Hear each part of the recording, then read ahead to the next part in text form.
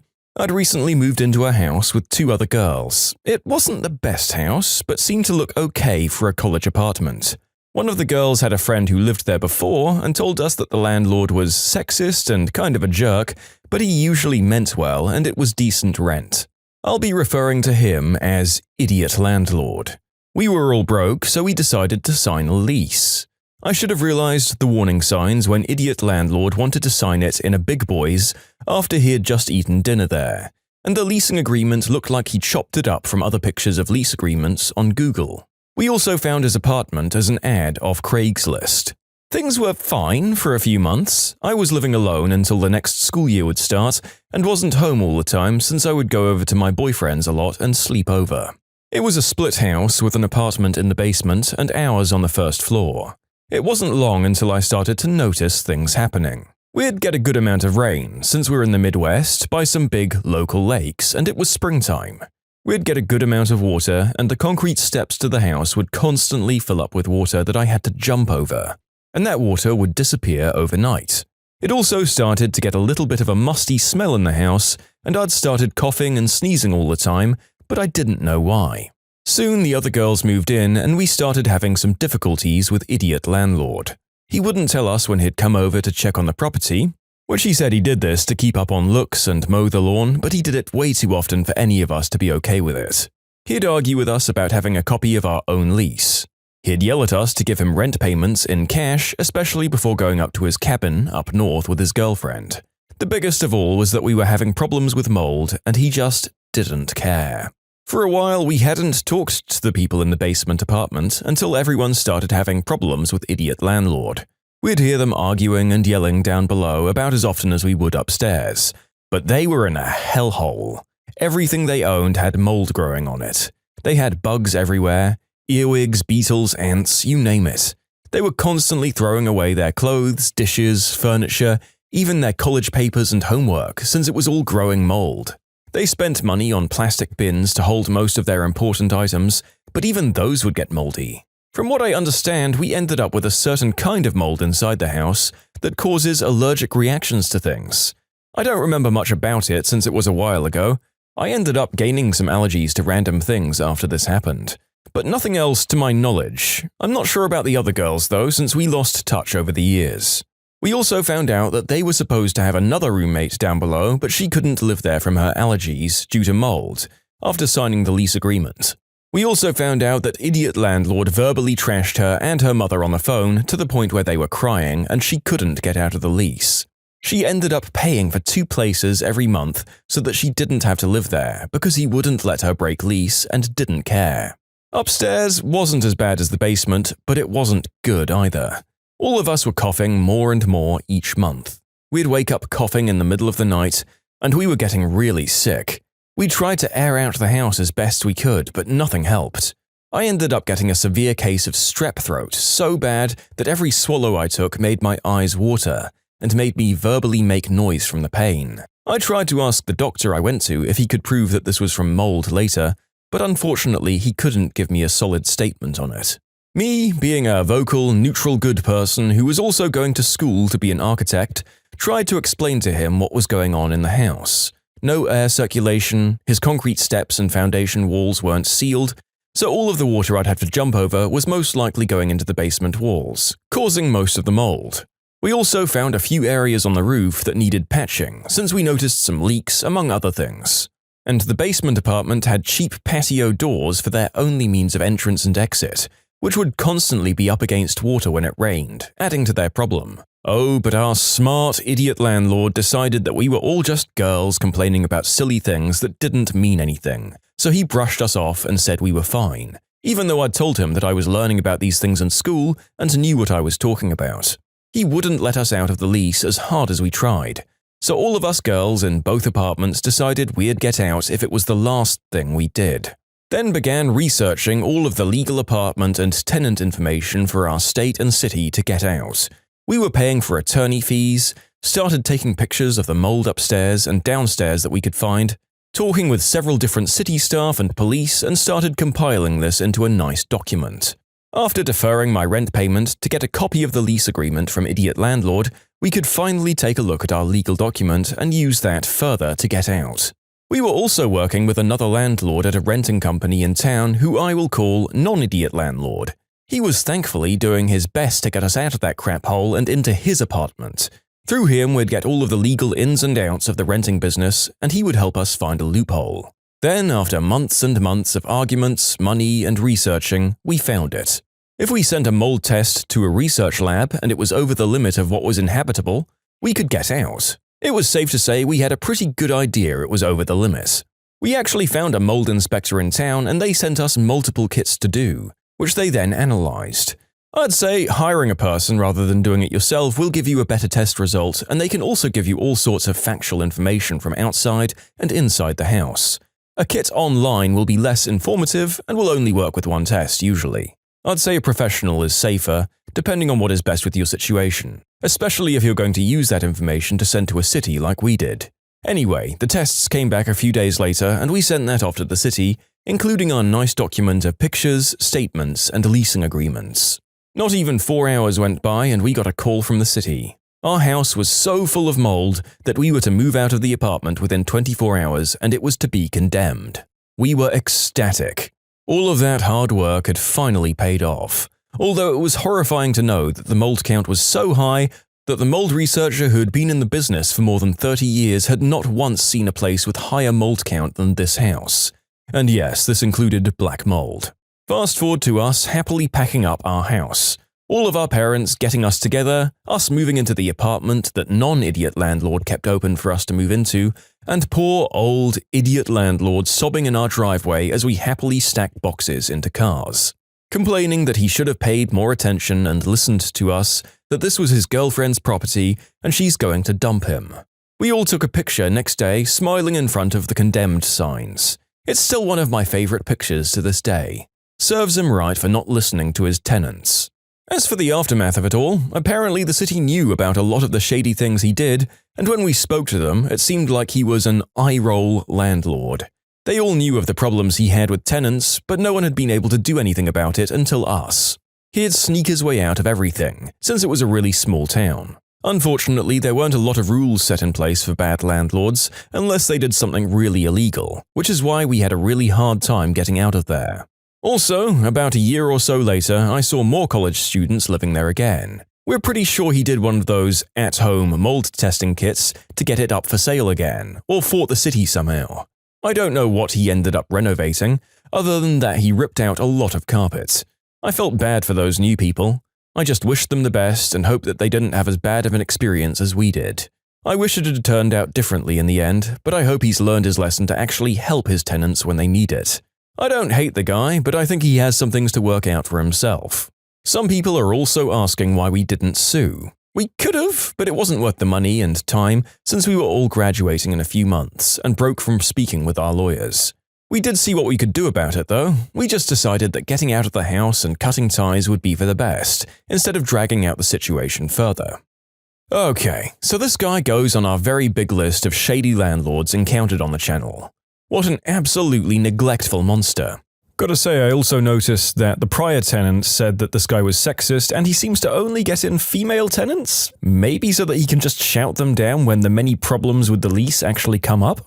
And he was just straight up there stuffing more poor souls into the damp hellhole the next year. Let's be honest, what were the chances of idiot landlord not actually taking the proper steps to fix the problem and using workarounds or just fighting the city instead? I think they're pretty high.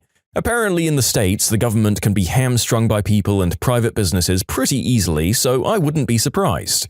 Score another few generations of tenants with destroyed immune systems. Our author should have Molotoved the place on their way out. Well, at least she and her co-tenants got out eventually and had the added satisfaction of seeing him sobbing in the driveway as they left. The only part that I'll never believe is that a person like the landlord ever admitted they were wrong.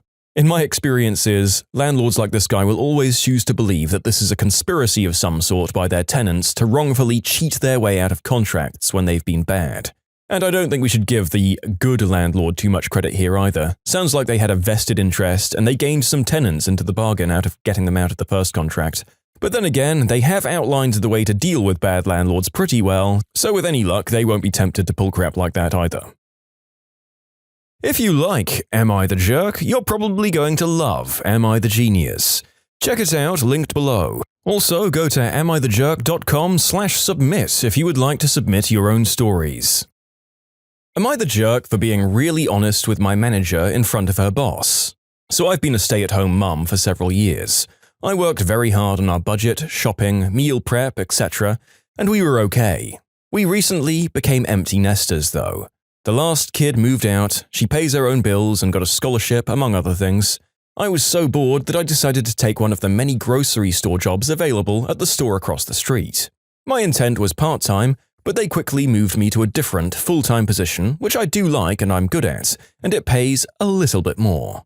The store is constantly short-staffed and I've been doing my best to help. But recently my manager sat me down with her boss, read witness, to have a documented discussion about how I'm not a team player because I won't help other departments even though I'm struggling to just get my own stuff done. Because my position should have 3 people, even though it's just me. They wanted me to sign a paper acknowledging that my behavior was unacceptable. I told my manager, "You need me, I don't need you. In my previous position in management, I learned it will cost your store an average of $10,000 to hire and train a replacement. I also know that you have a walk-in interviews welcome sign outside every day, and you're all stressing out about how short-staffed you are and have limited applications. So no, I won't sign this, feel free to fire me.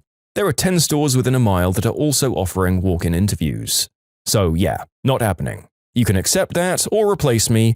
I really don't care if you mark me as not eligible for rehire. I'll just leave you off my resume and do just fine." I still have a job 3 days later and everyone is acting like nothing happened.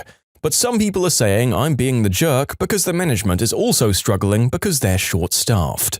They said they needed to speak with HR and decide how they'd handle my behavior. The district manager went on his way, and the manager who called me has been super nice for the last 3 days since the talk, but I never got an update on what HR said to them. Yeah, not the jerk. If they didn't fire you after that, it was definitely all a ploy to try and scapegoat someone else for the store not meeting a goal of some sort. The fact that they wanted a sworn statement saying that certain things were your fault, instead of just telling you and disciplining you accordingly, is very telling here. And that kind of behavior is probably why they're having problems hiring and retaining employees. That, coupled with what's probably a minimum wage hiring policy. So yeah, they can't afford to let go of anyone who isn't actively losing the store money by dropping several $100s worth of product on the floor every day. Management really needs to be given reality checks like this one here to ensure that they treat their employees with respect, especially in a situation where they're so short-staffed. Also, if your manager is being that nice to you after you so openly called them on their crap, it means that they're likely terrified of losing you. You can't be doing that bad of a job. Stay strong, working class hero. Managers aren't allowed to tell me to use their parking space when they're off? Alright then. So this happened a good 6 years ago now. I was just starting my IT career, so I was a basic level 1 desktop engineer for a large financial company. My team consisted of me, a level 2 engineer, and 3 managers. 1 for data, 1 for people, and 1 overall manager. Parking in town was either expensive or impossible, and while management and supervisors got parking spaces in the huge multi-story building next to the office, other staff members didn't get one and either had to pay the very expensive parking fees or park very far away and walk. Being on a low entry-level salary, I opted to walk the 30 minutes into town, and often got sick due to bad weather. This level 2 guy lived a 5-minute walk from the office and didn't own a car.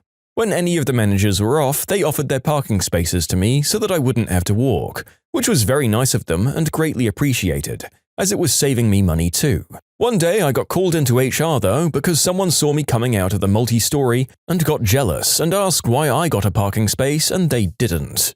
This HR manager was incredibly condescending and talked to me like I was a literal child, with lines like, "Back when I was your age, I thought the world owed me everything too," which is absolutely not my attitude, but sure, go off on one like you know me.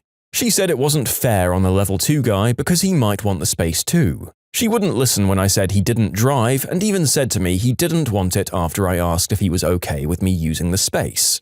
At the end of the day, I went into the management office and we were chatting about the day as we usually did, and told them about the HR meeting and said they weren't allowed to let me use their space anymore. The data manager then had a genius MC suggestion. She was a very selfless soul who sacrificed much of her time to help other people, and this situation rubbed her the wrong way, and she wanted to do something out of spite.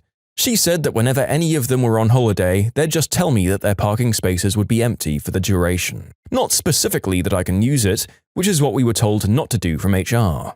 So the next time they were on holiday, I parked in their space, and after a few days, someone else got jealous and tattled to HR again. I was dragged into a meeting and asked why I was still using their space. I said that I just took a chance on an empty space I found in the multi-story. They were rented to the individual employees and not pay and display. She went and asked the data manager when she was back in if she said I could use the space, to which she just said, "Nope, I just said goodbye before I went on holiday for 2 weeks. HR then told her I was in her space in her absence and asked her if she wanted to raise a complaint against me. She said, "No thanks, I wasn't using it anyway." HR's hands were tied and there was nothing they could do to prevent me from using the spaces, as they're allocated privately to the individuals for use, even outside of the office hours and only reclaimed when they leave. All right, HR person, it's good that you're showing that you take your job so seriously and fielding all complaints, I guess. Go, make sure your immediate higher-ups know you're doing your job, and then get back to your all-important duties of getting in the way of everyone as little as possible. It kind of feels like there are 2 types of HR. The Toby Flendersons of the world who are essentially apathetic to the struggles they should be helping people out with, and the ones like this lady. Anything that can be a problem will be a problem to her, and they'll go to great lengths to needlessly enforce parking regulations whose violations have been expressly approved of in advance, and which hurt nobody. Also, where do these employees get off? I might get bitter if another employee gets a sweeter deal than me, but I don't think that sourness would ever carry me through to lodging a formal complaint about them. Maybe I'd hope that they were breaking the rules and get caught, but that's basically it. You're doing nothing wrong, the others are just a bunch of pedantic, petty weirdos. Okay, have fun juggling your shopping. I used to work at a supermarket, and at 9 a.m. on a Saturday, the following went down. I said to a customer, "Good morning, would you like a bag?" They said to me, "No, I'm going to carry all of these by themselves." It may have been the low pay, the sarcastic, rude tone, or the fact that I was just so tired of customers being nasty, but I decided to go along with it. So I said, "Okay, sir, no problem." I then proceeded to scan all of his shopping and charge him.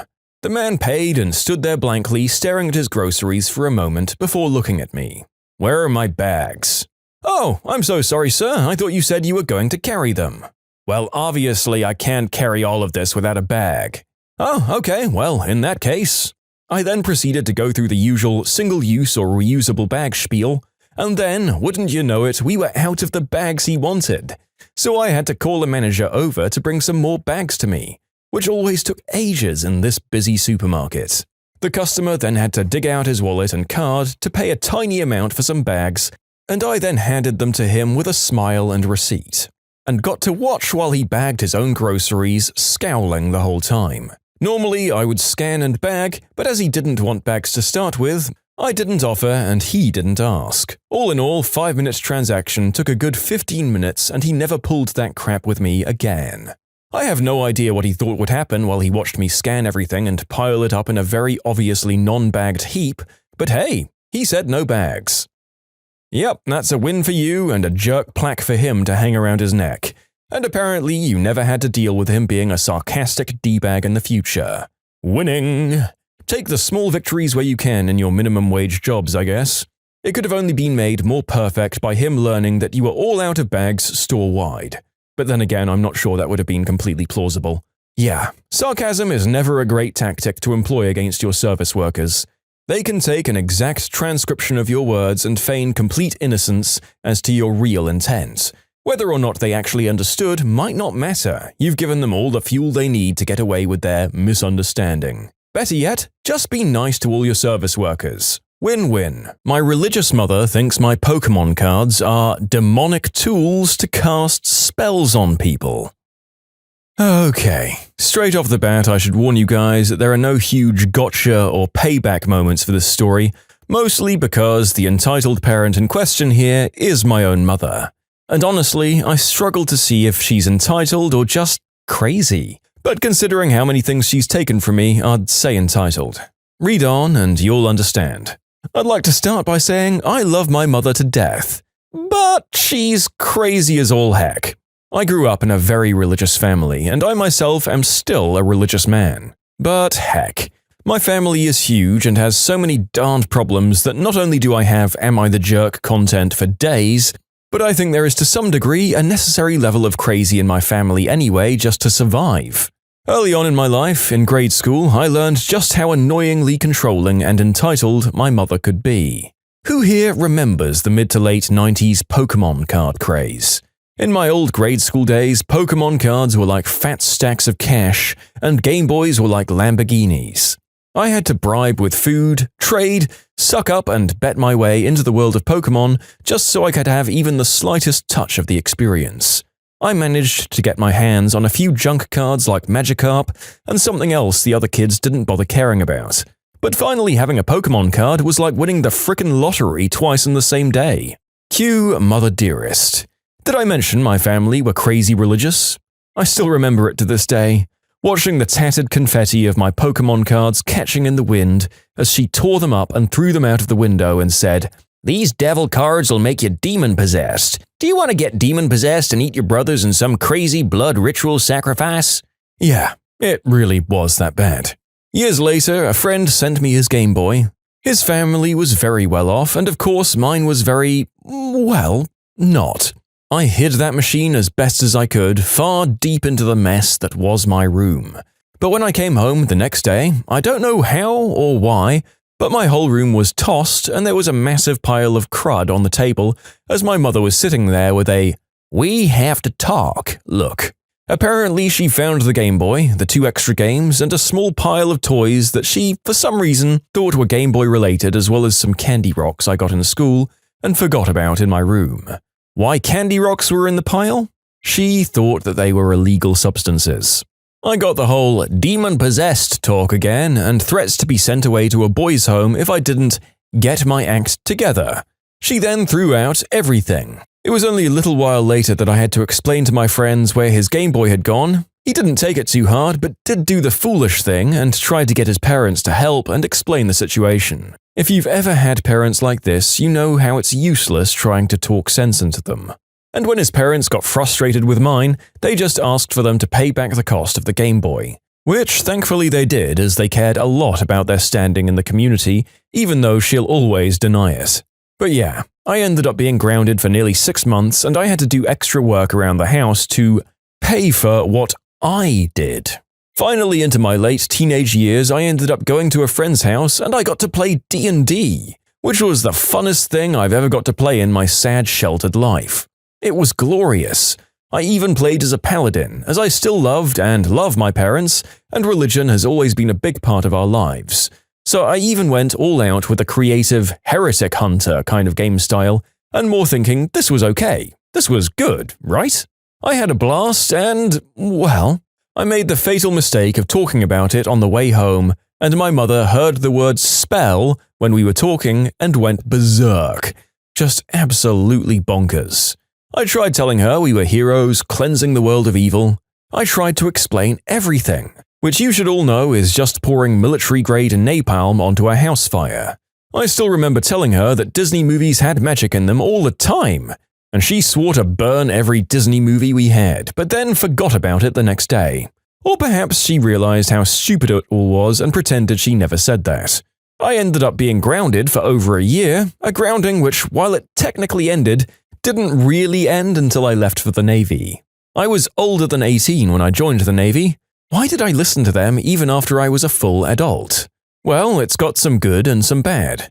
While my mother is crazy, my dad isn't, but he is super old school, sink or swim. I had to follow the house rules to the absolute letter, or I'd have less than an hour to gather my things and I'd be on the streets. I spent a few days in homeless shelters while trying to call their bluff. The Navy was a way out of that, and I did kinda want to go anyway. But it ended up being a wake-up call for me, and after I got back, I made a few more amazing wake-up call-style discoveries. My parents were especially hard on me for various reasons. First of all, I was only one of 8 children, and they couldn't really not be strict without everything doing everything they wanted and taking over the house. But mainly, my father saw my behaviors and knew right away that I was going to become the absolute worst entitled little crap bag the world had ever seen. The way I looked at the world back then was like I didn't even know other people existed. It was all about me and how I was offended and how others were so well off and about how I was the victim because I didn't get what I wanted. My dad saw that 10 miles away and let my mother go ham on me, bringing down the wrath of her crazy butt just so I would get used to the cruel realities of the world and not end up some choosing beggar entitled little crap bag.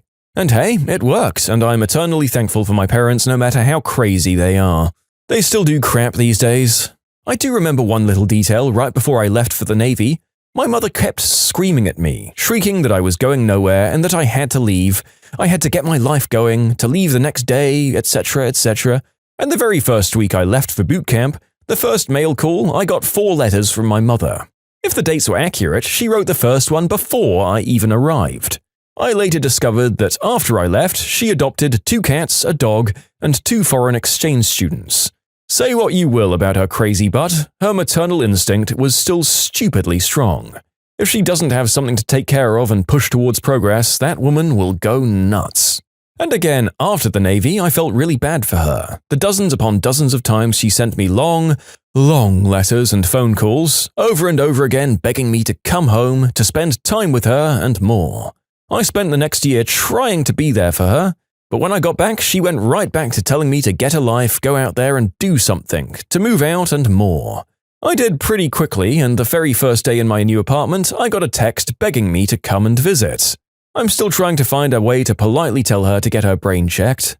I love my crazy mum and I hope she doesn't have brain problems. There's a whole lot more to this and plenty of other stories, but I figured I'd keep it limited to this huge one because of something just literally minutes ago. I work nights, I literally sleep from 9 to 5, so I don't often get to go to church. My mum knows this but begs and pleads for me to go to church with her every chance she gets. So I decided to surprise her, sacrificing my sleeping schedule, falling asleep early, waking up and turning my whole sleep schedule on its head just so I could go to Easter Sunday church with her, like she asked 24 times leading up to this very day. As every time she asked, I had to tell her, if it's in the cards. And so I show up to their house, ready for church in my finest Sunday clothes. Guess where they are? 5 states over, doing I have no idea what with my grandfather. Begging and pleading for over a month, and I finally make the time, and they go halfway across the damned country away from me. I am not pleased.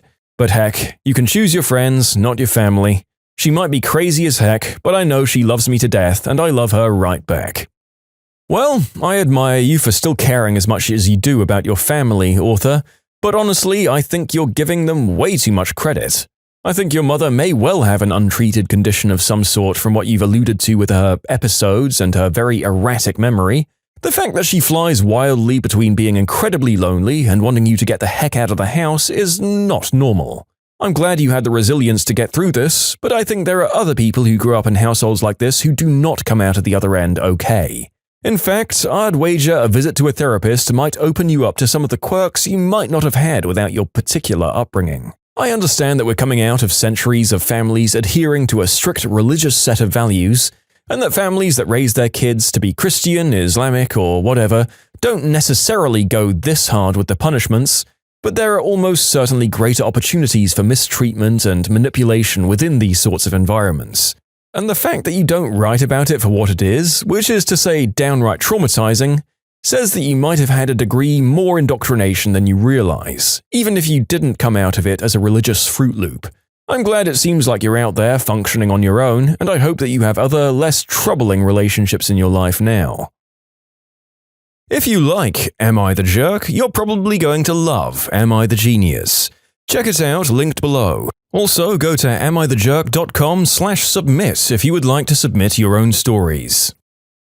Am I the jerk for telling my dad that if he chooses to attend my stepbrother's graduation, then he'd better forget about me? I'm an only child, 18, and my parents divorced when I was 8. My dad remarried when I was 12, and for a while, everything was fine. But after a few years of living there with them, I started to notice that my dad preferred my stepbrother, who's 13 now. They did more things together and started to ditch me to go to his games, his plays, and his tournaments.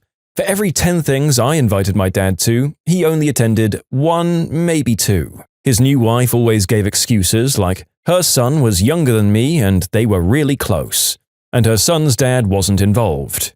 And she told me that at least I was lucky to have my dad with me, and specifically one who was willing to share his love. Well, my real mum told my dad tough crap and began to gather all my things as she aimed for sole custody when I was 13. She won it.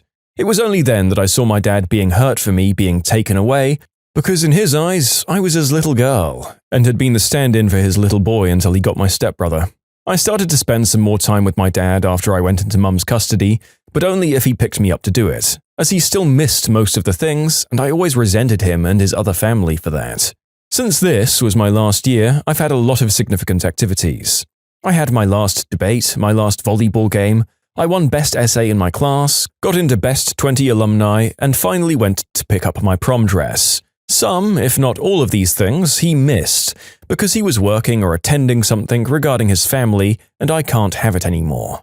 My graduation is December 15th, the same as my stepbrother's elementary school, and when I told my dad, he said he'd see if he could make it, which meant that he wouldn't. So I came clean. I said that while graduating elementary school is nice, and yay for my stepbrother, I'm graduating fricking high school, and I'm on my way to university. So he really can't compare those things, and if he chose my stepbrother's graduation, he'd better forget about me. His wife flipped and told him that I was taking my stepbrother's dad away from a big day, and I was being a spoiled brat. I told her that I couldn't be a spoiled brat if I was being ignored the whole fricking time, and that I wasn't talking to her anyway. My dad looked shocked, so I said he could be there for once, or he can miss forever and leave. But now that I'm cooled off, I'm starting to feel bad. I love my dad to pieces, I just want him to be there for me too. And I surely don't want to hurt a little kid like my stepbrother. I was wondering if I was a jerk for acting how I did, because he's paying half of my college fund, and I gave him an ultimatum. Plus, my dad isn't prone to confrontation while my mother and I are. Oh my god. Well, this is just sad, and more than a little complicated. On the one hand, it's great that your dad has been so accepting and accommodating of his stepson, but yeah, that really shouldn't come with the cost of him neglecting his own flesh and blood daughter, who'd clearly like nothing better than to have more time with him. And more real talk, graduating high school is just more of a big deal for a kid than graduating elementary. This is before you go off into the wide world and work, or go to college or something. It's a big party for a lot of people most times. And yeah, I understand that you feel guilty. There were some harsh words exchanged in your last meeting with your dad. But it might also be the wake-up call that he needs to start playing more of a part in his daughter's life. If it's got to the point where there's a 90% non-attendance rate of things his daughter asks him to come to, that's a real problem right there. Especially if he's somehow breezed by this long without even thinking about it. So we're going to go with your ultimatum being very tough, but also completely understandable. You deserve as much as your dad's love and attention as your stepbrother, and he isn't delivering. So tell him as much. Rude, entitled parent in cinema gets instant karma. So this happened a while ago, but it made me happy, so I thought I'd share. Years ago, when The Dark Knight Rises had just been released, my boyfriend and I went to see the trilogy at the cinema. You know, 3 films back to back. I'm a teacher, and when we walk into the cinema, in the row behind us were about 6 of my A-level students. Great trip to the cinema with my class, I guess. Anyway, the story's not about them, but they do come into it later. We'd had a great afternoon and had watched Batman Begins and Dark Knight with no problems.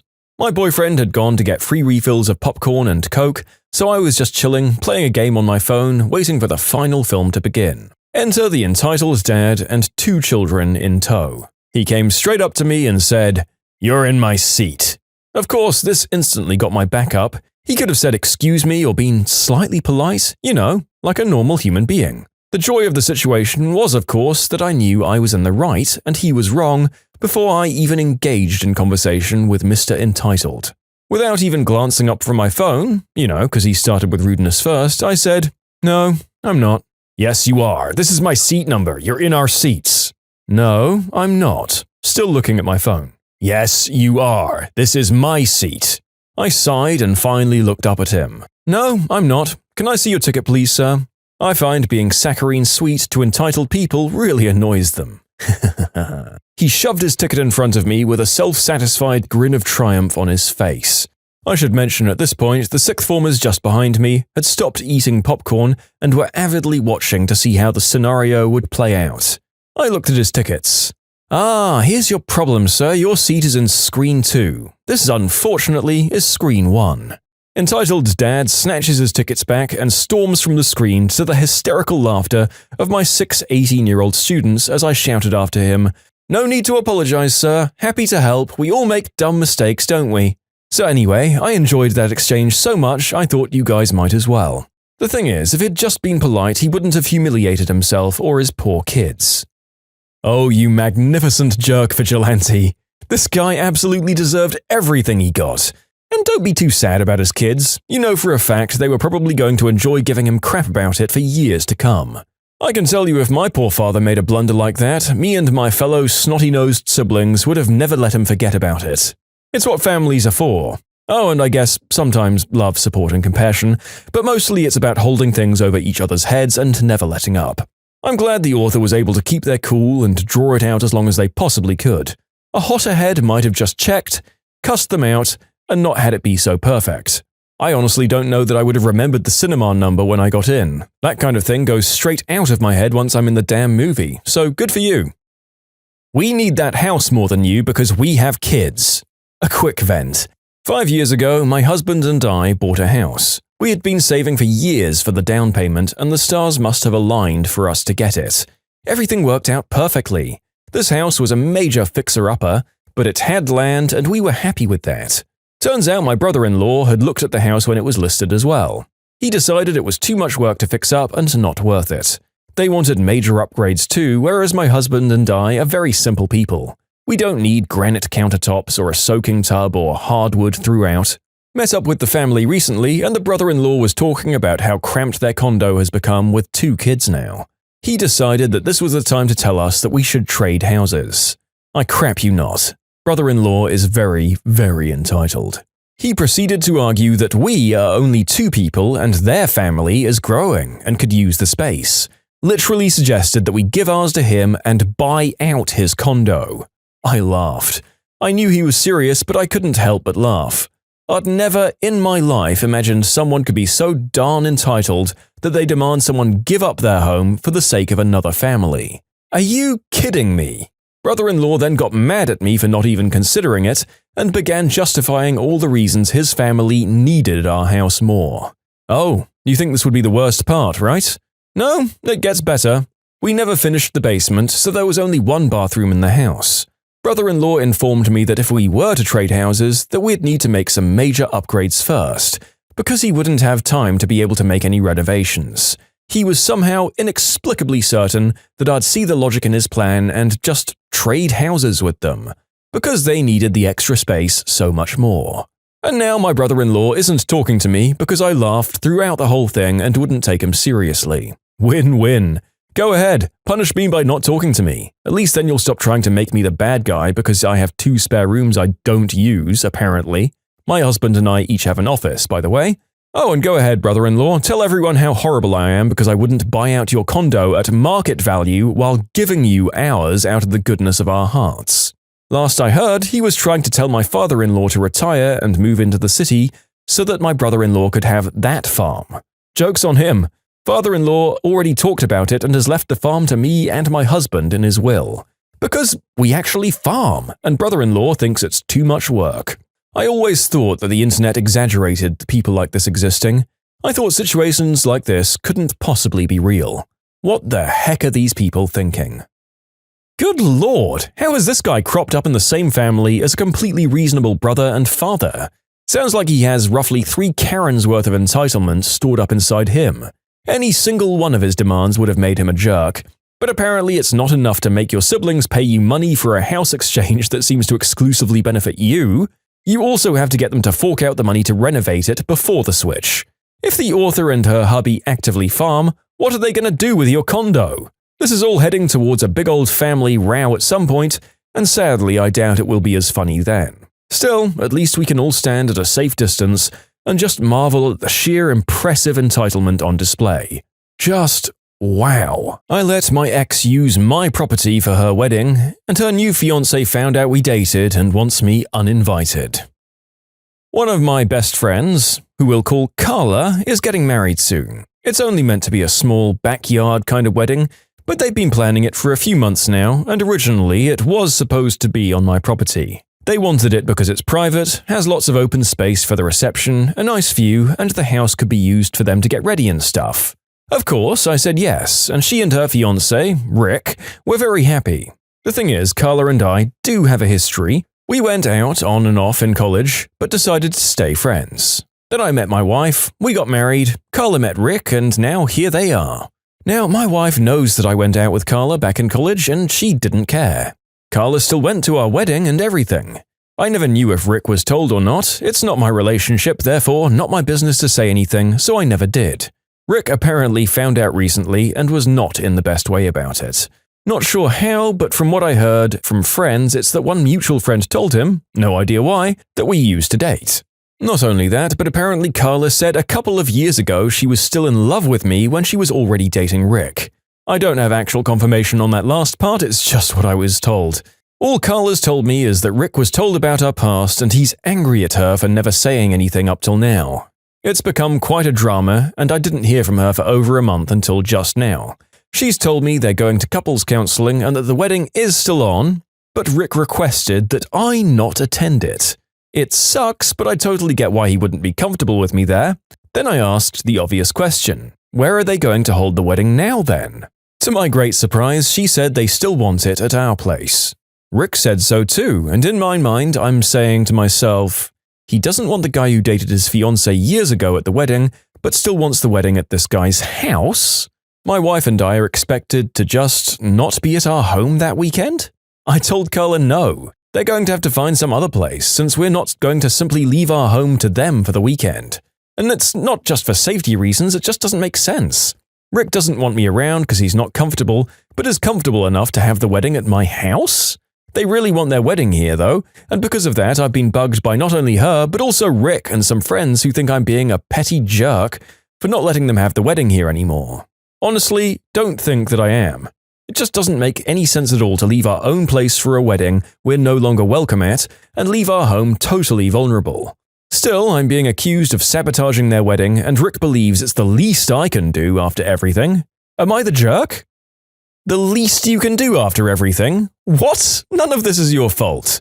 People date, and some of them are friends afterwards. It sounds like Carla held onto something for a while afterwards, maybe, but honestly that's not your fault either, and you shouldn't be evicted from your place for a weekend because of one man's insecurities anyway. Would him knowing about your history with Carla beforehand have changed anything? I agree that it might have been something she should have brought up earlier, but again, that's far from your fault. It just feels like old Rick here is directing the anger and insecurity at the wrong person. You're doing them both a massive solid by keeping them from having to foot out a massive bill for a wedding venue, and you're having a host of people over to boot. That's far and above the least you can do already. Get real, Rick. Am I the jerk for evicting him and his 13-year-old daughter?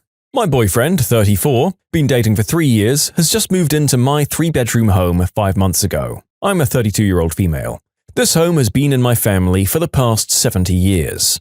I have a 5-year-old son. My boyfriend has a 13-year-old daughter. I made sure I moved out all of my stuff from my office and put it in the loft so she could have her own bedroom. I think it was about a month into him living here that his daughter wanted to move in with us full-time as she doesn't have her own bedroom at her mum's place. I was completely fine with this.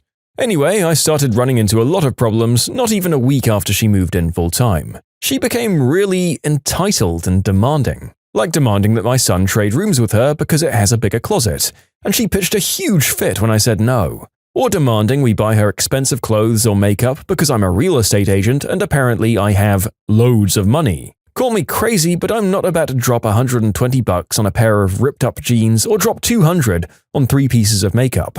Her dad works, but his income is significantly less than mine, so she really just expected me to be the one who spoils her rotten. Or when she pushes her plates of food away, saying, "I'm not eating that, but you can cook me something else."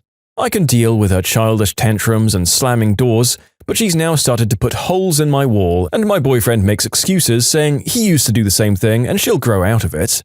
She torments my son. If he says anything to her, she literally always responds with, "Oh, you're talking to me?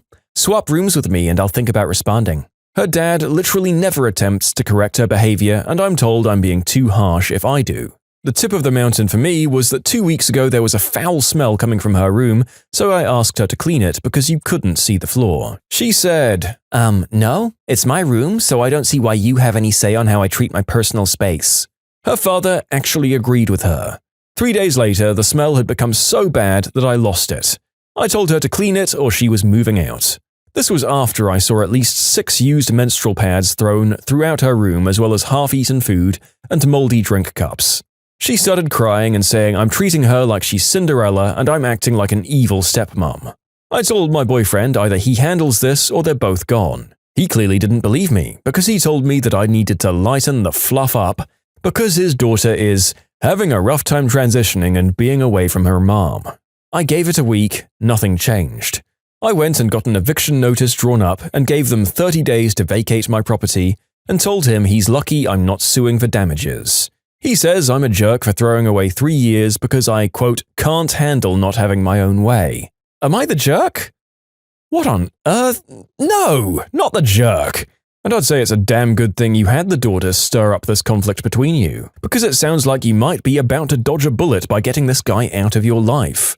As usual, the daughter is a kid, she might grow out of it, but her terrible behavior is running rampant because her dad just seems completely unwilling to step in and contribute to a functioning, respectful household. A household that he's moving into and doesn't own, by the way. You'd think he might be more careful out of a sense of self-preservation, if nothing else. Telling you to lighten the F up about his daughter's lack of respect for your place is a real clear sign that you don't owe him anything. Get them out, hope that she learns from her dad's mistakes, and move on. Am I the jerk? I got mad at my wife because she caused me to fail an important interview. My wife and I have been married for 3 years. She's 6 months pregnant. I've been looking for a job with better pay since my wife said that she wanted to be a stay-at-home mum after the birth. Today I had this interview for a position at a very good IT company, which would be paying me triple my current salary. There were a lot of measures taken to prevent malpractice. I wasn't allowed to look anywhere but the screen, and the test was conducted on an online platform. I'd told my wife numerous times before the exam about the strict invigilation. Just 15 minutes before the test started, my wife started knocking on my study door and calling out my name, saying she wanted me to open a jar. I ignored her because I'd be disqualified from the interview if I didn't look anywhere else or even spoke. I figured she'd get the hint that I couldn't talk. But she didn't. She yelled at me, calling me a massive jerk, and went on to talk to her friends on call. It didn't stop at the calls. She played loud music for her online yoga class. It was extremely distracting and I made a lot of mistakes on the exam. It was a multiple-choice, questions-based test, so I got the results immediately, and as expected, I'd miserably failed it. I was livid at my wife. This was the 5th interview that she had ruined like this. I told her that I give up on trying to make her life easier, and that I'm not ready to go looking for any more jobs since she doesn't even want to maintain silence during important interviews. I told her to start working again after the birth and that I'm okay paying for a nanny and babysitter. She said that I'm being unreasonable and expecting perfect silence at home. So, am I the jerk? What the actual frick? No, not if this was the 5th interview she'd tanked this way. You're not the jerk. This sounds like she's deliberately trying to sabotage your interview. I have nothing but sympathy for the author. If it was just a bad girlfriend, you guys can have whatever massive row you need to have in order to decide whether you stay together or get the frick out. But you, my friend, are tied to that woman. You've got a kiddo on the way, and this is not a great way to start out a family. From the limited info we've got, your wife doesn't sound super reasonable. I hope it gets better. If you like Am I the Jerk, you're probably going to love Am I the Genius. Check it out, linked below. Also, go to amithejerk.com/submit if you would like to submit your own stories. Bully grabs a girl and gets his butt handed to him, and entitled parents try to expel the girl. So there's this very small girl. At the time, she was in 8th grade, and her dad was a Brazilian jiu-jitsu instructor. I don't know if that's what you call his job title, like he has his own school and everything. And as we'll find out, Dad has obviously taught her how to defend herself. One day, a bully, male and in the 12th grade, is getting a bit weird and starts trying to flirt with her, and she's very uncomfortable. Creepy bully persists, like he is all over this girl for at least 5 minutes. He then grabs her butt, and I don't think anyone has ever hit a combo move so quickly. This girl pulled off what has to be one of the fastest knockouts ever. She kicks him downstairs and follows with an uppercut, which flowed back into an atomic elbow. This grade 12 guy was out like a light in less than half a second. Anyways, the parents of the bully start trying to take action and get this girl in as much trouble as possible for beating up their son. They called a meeting with the principal and the girl's parents. The principal sided with them and decided that the girl should leave their school. Dad is furious, but the school doesn't budge. Eventually, Dad says, "My daughter is staying at the school and that sicko is leaving. He can either leave quietly and immediately, or we can escalate this. We'll sue for assault and come after both the school and the family." The school waived all punishment the girl had been given and expelled the bully on the spot. That dad couldn't have been prouder of his daughter for knocking out a creep who was literally 3 times her size. Yeah, the difference between 8th grade girl and 12th grade boy in terms of size has got to be pretty big, right? Honestly, I wish I could have seen this. It was probably some Black Widow taking down Hulk stuff in terms of technique and size, which I can't even imagine that. Also, I can't imagine the bully would be too sad in the long run about switching schools. He got his butt kicked by a literal little girl after all. That can't be great for an aspiring king of the playground. It's been a burden on us to keep paying your salary. For the past 6.5 years, I've been employed by my dad in the family business. It's an office job with just the 2 of us slaving away. Or, when there's no work, sitting on our hands and waiting. The entitled parents in this story is both of my ungrateful parents, who've been taking advantage of me long before I started working for them. And now they've done it. I've run out of fluffs to give, and I'm looking for another job without them knowing. Since I've started working for them, they've done nothing but flaunt their money at me, promises of riches if I work hard enough, and that I'd become a partner and take over the business someday. But it's been an absolute nightmare. At the same time, they've been benefiting greatly from having me work with them. I get to watch the office, deal with clients, do any work that comes in, and my dad, for the first time since he started the business, is free to do as he pleases. He can now run off and go shopping with my mum, entertain guests, and just sit around and watch TV when his favorite sport is on. Freedoms he hasn't known for years. Whilst if I have a panic attack or ask to stay away from home, if I'm sick or if it's too dangerous to drive, he'd call me a baby, tell me to get over myself and get back to work. I've been belittled, threatened, shouted at, and told my concerns weren't real the whole time, with small gaps of peace that never really last that long. When I first started working, I was living at home, but after getting threatened to get fired and kicked out for something completely unrelated to the job, I moved. They were shocked and did everything to convince me not to move away from home. I did anyway and moved in with my best friend that they hate.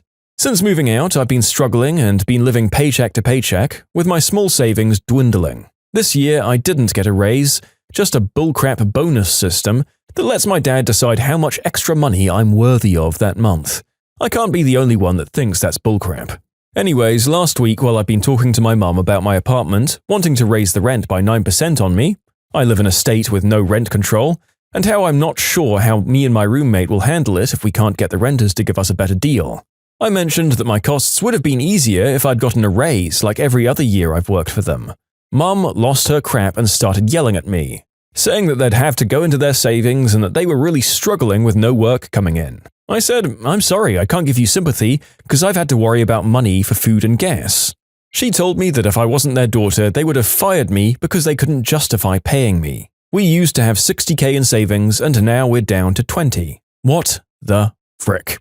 I was so mad and I knew that if I said anything it would have ended badly. So I just walked away. How do you waste $40,000 in 4 months? We haven't even been completely jobless, it's just been slightly less than usual for most of it.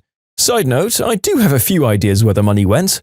Large donations to their church, trips all over the country, expensive food, my parents are just living the good life. I think my mum realized that she had messed up by telling me this, because she immediately went out and got ingredients to make my favorite food in time for lunch. I'm convinced this is just another control tactic to keep me in line, because I have a history of not wanting to be controlled. This one is going to backfire on them big time. Once I get a new job, I plan to quit on the spot due to the hostile work environment. After that, I'm taking a long break from them. Probably years, if not longer. I can't wait to see the looks on their faces. Thank you all for taking the time to listen, and I'm sorry if anything is confusing, I'm just angry and had to vent. Since people are asking, my dad and I are IP illustrators, working with law firms to make drawings so they can be trademarked. This job requires connections and very expensive computer programs. So as much as I would love to make a competing company, I just don't have the resources. Whew, so basically, run.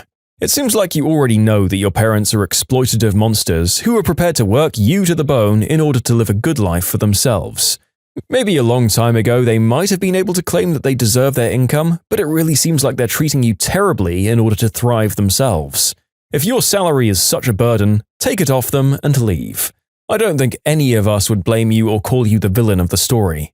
I just hope the job market is good for someone like you. I have literally no idea. And maybe sneak a copy of the client contact details so that if things start to get better for you, you can strike out on your own and take all the clients you impressed while working for your parents' company with you. I froze my psycho neighbor out of her apartment. In college, my 2 friends and I decided to find a place together off campus. We found a beautiful 3-bedroom house with surprisingly affordable rent. The basement of the house was listed as a separate apartment, but as it had a separate entrance and the indoor stairwell had been blocked off, we weren't too worried, and the thermostat was upstairs. Then the demon neighbor moved in. From upstairs, we could hear everything. This adult woman would call her mother and scream at her to pay for her cell phone bills and give her, quote, grocery money, which tended to go to Taco Bell and cheap tequila. She'd scream at whatever guy she was sleeping with to bring her crystal, and one day she brought home 3 puppies to scream at as well. We were terrified of this woman, and the noise was hell. Also, we'd been idiotic enough to sign a lease stating we were responsible for all utilities, period, meaning we were now financing her gas, water, and electric. But with only 2 months left on the lease, we thought we could just ride it out. But then she started smoking, constantly. According to the landlord, she had quit for good when she signed the lease. But for good only lasted 2 days. Since it was winter, the heat was running nearly 24/7, and the smoke was wafting up from the vents. Our apartment and all our belongings began to reek with smoke.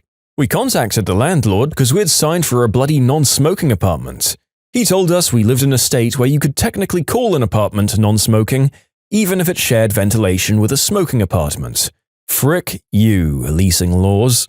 At this point, my 2 roommates were heading out for a 2-week vacation. They were online students while I was residential, leaving me alone in the apartment with the demon smoker in the basement. I couldn't sleep or eat because my idiotic stomach decided to react to all the secondhand smoke by aching and cramping constantly. After 3 days, I was a little insane. I made a plan. I checked the forecast, lows in the 20s all week. I borrowed a friend's ultra-insulated sleeping bag. I bought one of those ski masks with the holes for your eyes and mouth. I got out my stocking cap, my silk long undies, my woolen socks, and my down parka. I bought tea, hot cocoa, and ramen, and prepared to live off a diet of hot liquids. And I turned off the fricking heat. On day 1, she's screaming at her mother for forcing her to move into this frozen crap hole of an apartment. Day 2, she's screaming at her boyfriend/crystal dealer because he won't let her move in with him. Day 3, she's screaming at the landlord about how she's fricking freezing. Day 4, the landlord is at my door. I greet him in full ski mask and parka and stocking cap array, looking like I'm heading out to rob Santa Claus at the North Pole. He asks me if I don't find it a little chilly in the house. I reply I'd found all the cigarette smoke a little warm for my liking. On the 5th day, she's screaming about the B words upstairs to anyone who'll listen. And I'm sitting upstairs clutching my car keys and my pepper spray with 911 typed into my phone. She finally decides she's fricking leaving and moving in with Greg. Even though he just got out for stabbing Travis and he lives in that fricking creepy house in the woods with all those jerk biting dogs. On day 6, she was gone. I silently bless Greg. Moral of the story, there's a reason why the rent seems too good to be true. For those wondering, I did have a plumber friend stop by to give me some advice on how low I could go before I burst the water pipes to heck and back. Wow, not a jerk, madam. We'll at least do the bare minimum of hoping that crazy downstairs crystal woman didn't actually get stabbed by Greg. Oh wait, and that her puppies are okay. Alright, whether or not the author is a jerk might depend on the fates of the puppies, guys. I know that that's kind of out of their control, but I think knowing that my actions had even passively doomed 3 doggos would torment me to my dying days. Thoughts and prayers for the poochies. Crystal lady, not so much. Landlord can suck an eggplant too. Great thinking, awesome perseverance, you deserve the win. Thanks for listening. My brother-in-law makes his wife his slave via weaponized incompetence. Until I reveal everything at dinner. I, 24, have a sister who's 32. Her husband is 38 and is the poster child of weaponized incompetence. They have 4 kids, a 10-year-old girl and 3 boys, 8, 5 and 3 respectively. And my sister is pregnant again. My sister works a full-time job, like 40 hours a week, and cleans her entire house, cooks, takes care of all of her children without him doing anything. It's seriously mind-blowing that she wakes up at about 4 a.m., cooks breakfast, does chores, gets all her kids ready for school, takes them all to school and daycare, and all he does is stay at home and work. And when his kids get home, after my sister picks them up of course, he'll play with them for a little bit and then just play video games until he falls asleep. She actually makes more money than him. My fiancé, a 26-year-old guy, and I had to stay with them for 6 weeks while our home was being renovated, and since we both work from home, we helped her, and it is amazing how much happier she is when she has help. I helped with the kids, and my fiancé even drove her to her doctor's appointments. Her husband literally only acknowledges that he's a parent when his family is around, and then he's a God-fearing, hard-working father of 5.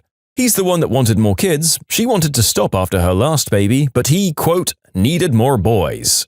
I'm seriously concerned not only for her, but her kids as well, because now her oldest is seeing what's happening and trying to help.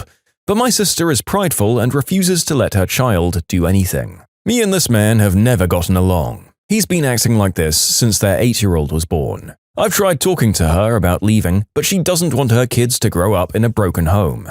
And unfortunately, her experience with our parents was completely different than mine. So she doesn't understand that a divorce could benefit her kids here because she thinks they need their mum and dad together. So cut to this past weekend. Her and her husband threw a pre-Thanksgiving potluck where our entire family and his were there. I stayed with my sister a few days before because I knew he just wouldn't help set up. So we were at dinner, all talking, and I mentioned we're trying for a baby, and my brother-in-law makes an offhand comment to my fiancé about how hard fatherhood is. And I snapped and said, yeah, like you'd know. He looks taken aback and asked what I meant, and I unloaded on him, calling him a pathetic excuse for a man who makes my 8 months pregnant sister do everything for their family. I went off for a solid 10 minutes and he sat there shrinking in his seat. I left. Last night my sister called me and thanked me for standing up for her and told me she appreciated me. Although today I got a very nasty text from him telling me I'm a terrible person and because I lied in front of his family, his mum is angry at him and is moving in with him to help her out. And honestly, I've made him the laughingstock of his family. He certainly thinks so, but am I the jerk for doing this? Honestly, the fact that your sister actually agrees with you and the fact his mum isn't finding out that you lied after moving in should speak volumes to literally everyone involved in the situation. If this is really just a matter of skewed perspectives and you were biased against him, I'm certain that other people would have called you out pretty quickly, or at the very least you would have been imminently proven wrong. The guy is probably just angry that his mum is moving in to help, to which I say, ha! Probably well deserved.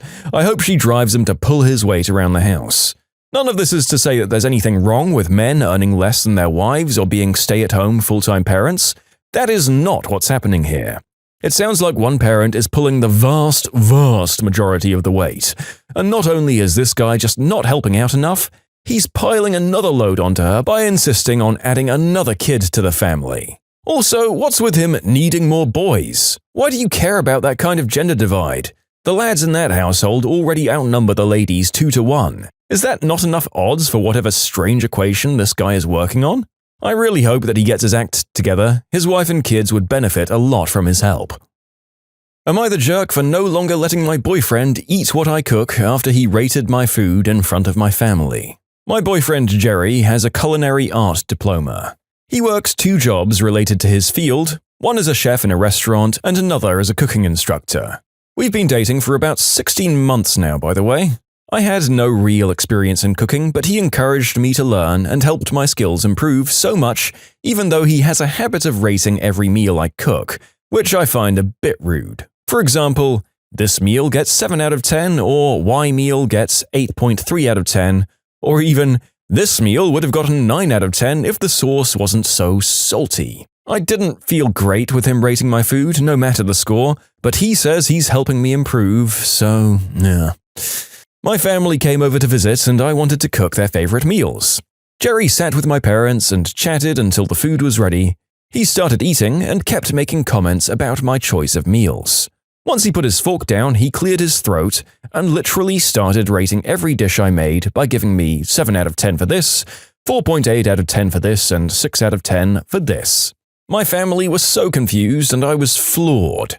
I felt awful as he kept giving advice on how to improve my score for next time. He kept a straight face while doing it. It was just awkward the entire time. We had a huge argument after my family left and I told Jerry that he acted poorly and embarrassed me when he started rating my food in front of my family.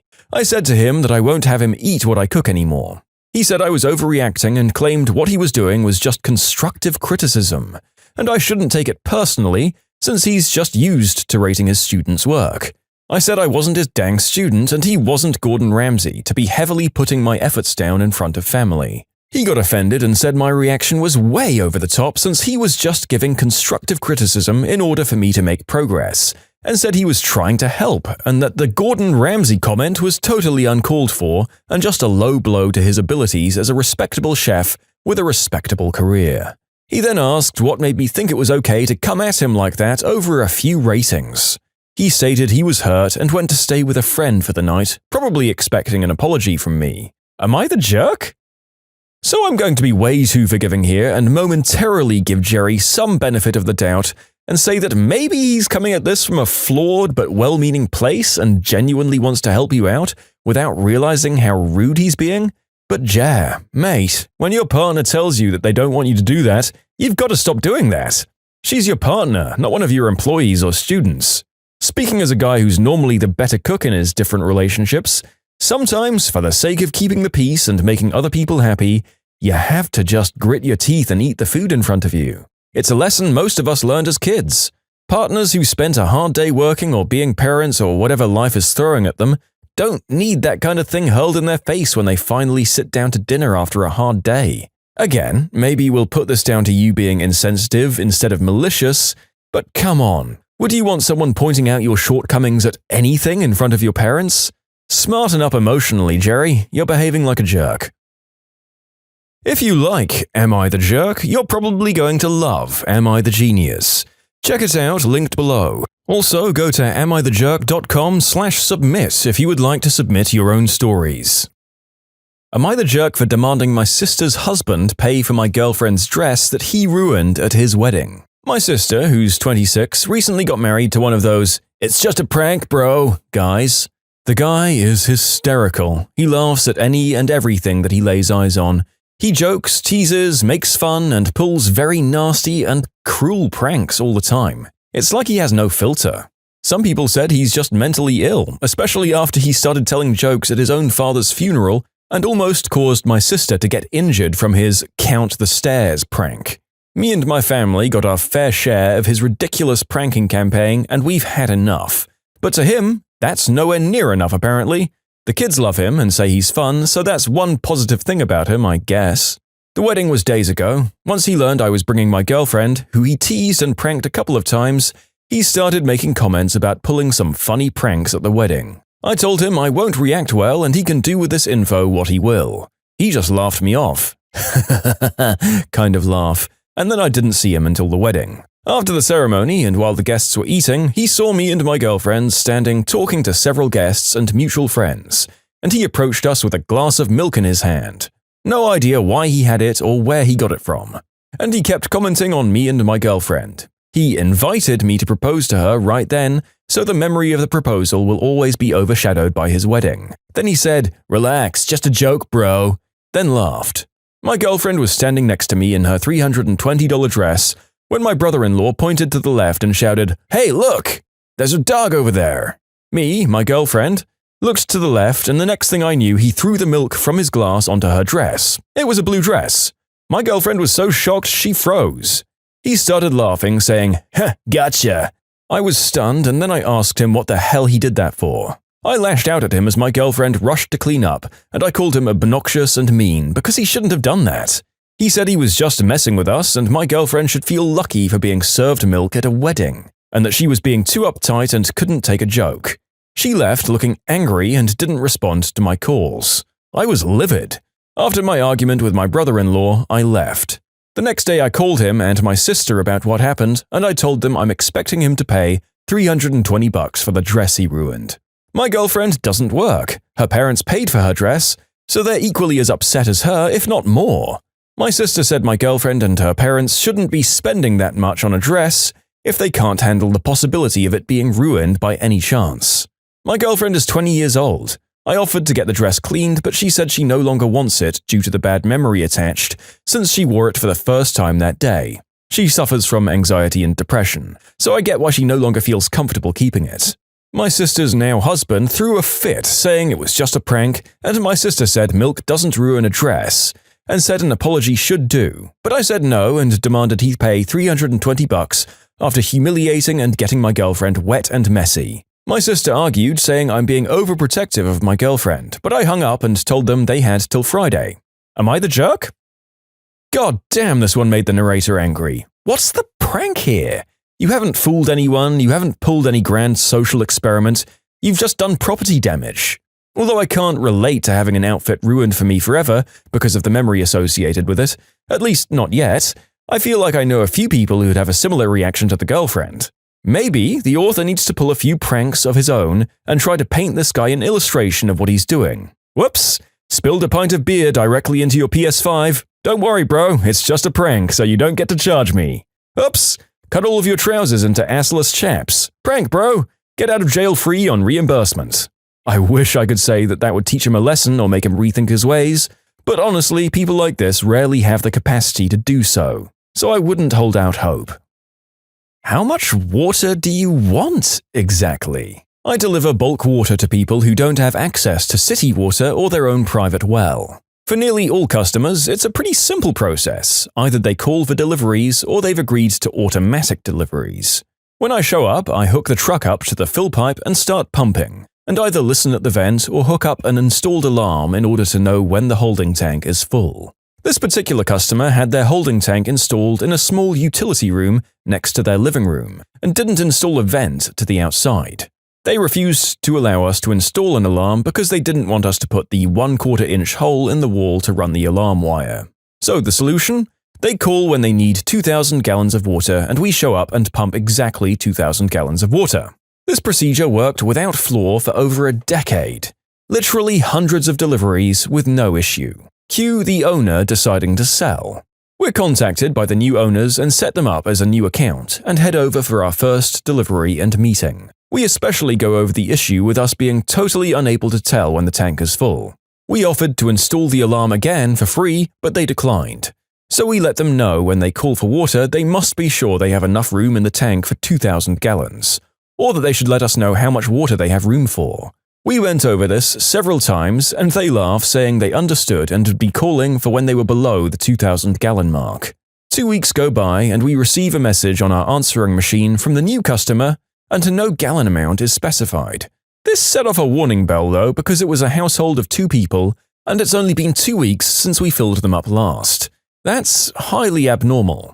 We expect more like 5 weeks. so we call back just to double check.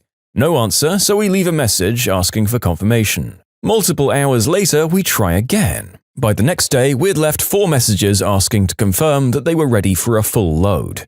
No reply. Well, they did call, so the boss sends me out. I knock on the door as a last attempt, and still no answer, so I hook up, start the pump, and set the timer so I don't overpump while I'm reading my book. 15 minutes later, I hop out to check the water meter. 1,700 gallons. Okay. I'll watch for the next couple of minutes and shut it down. That's when I hear the front door burst open, and the woman who brought the house and had called us in yesterday is screaming to shut the water down. There is water everywhere. What the hell are we doing? This woman has been ignoring our calls and even ignored me at her door, and now she's screaming at me. Apparently, she had called when the tank was half full instead of down below the mark showing where the 2,000 gallons is, and she had just disregarded all our messages and didn't feel like talking to me when I knocked. So now she has 700 or more gallons of water in her living room. The boss was called out so she could scream at him. The husband came from work so that he too could scream at us. For reasons, I guess. They made a lot of demands about how we were going to pay to fix it. Nope. The boss laid down how he saw the situation. You can keep the water free of charge, just don't call us for water anymore. You're just too stupid to work with. We never heard from them again. Broken heart on our parts. In short, customer chooses to ignore simple procedure and receives 800 gallons of water into their living room. Yeah, it's so heartbreaking to lose a customer who's simultaneously incapable of good communication and accepting responsibility for their part of the blame. Maybe these customers were new to this sort of setup and didn't properly understand what would happen if they overfilled. In any case, it sounds like you guys got away scot-free, so evidently, whoever they might have complained to found that they had no case. Your company made every effort to communicate and properly sort it out. It does suck for them that they didn't get a small-scale demonstration of why they had to pay attention on this particular matter, and I'm not so sure they deserved water damage just for being a bit dumb, but that's what they got, I guess. Maybe they'll be more careful next time. They're only slight jerks. Booked a hotel just for a meal. Several years ago, when I was working for a construction company, I used to spend a lot of time out on construction sites. My company had a pretty good travel and meal policy, so I never had any issues. But one rule they did have was that you could purchase meals on the company credit card only if you were doing an overnight stay. The idea was that they didn't want meals to be charged to the company if you were just driving back home each night anyway. Most of my work sites were pretty far off, so this never made much difference to me, as I always stayed at a hotel during these trips. One project needed me to work at a place that was 45 minutes away from my home. I wanted to go home each night and sleep in my own bed, but I was told I couldn't incur food expenses as I wasn't staying overnight. I just wanted to eat dinner before I went back home, but I wasn't allowed. The commute wasn't from home to the office or workplace, it was from home to the construction site. The company had a 50-mile minimum distance requirement to book hotels. The construction site was 60 miles away from my home and office, because I lived close to my office, and where I lived, it took about 45 minutes to drive. Hence, I was eligible for hotel accommodation, but apparently not just for food. And so began my malicious compliance. I began to book hotel stays costing $150 a night and incurred food expenses of $50 a day. Now I was charging lunch, dinner, and the morning breakfast. So in the end, the company paid close to $1,000 of expenses because of a policy that would have otherwise cost them max $50. Nobody asked anything about it because firstly, it was a very large company, and secondly, they knew I hadn't broken any rules. I feel like you could have just bought a sandwich or something, man, but then again, if they're going to make you get home past dinner time, perhaps they could have just footed the bill for a Subway sandwich and not tempted you to take that drastic action in the first place. And as you say, this is apparently a large enough company that they didn't notice $1,000 being spent frivolously. So, more or less a victimless crime as long as they don't start cutting the expenses on a bunch of other things because of your galaxy brain move. Entitled mother removes my doorknob. She couldn't handle it. My mom is a typical tiger mom, Asian American slang for helicopter parent. One of her many toxic traits was that she demanded access to my room at all times, so my door had no lock. So one morning she was snooping around my room as I was asleep, and she found my nicotine products. Yeah, it's bad for you, but this isn't what the story's about, and I never used it in the house. After an earful, I decided that my privacy would be breached no longer, as I'm no longer a minor.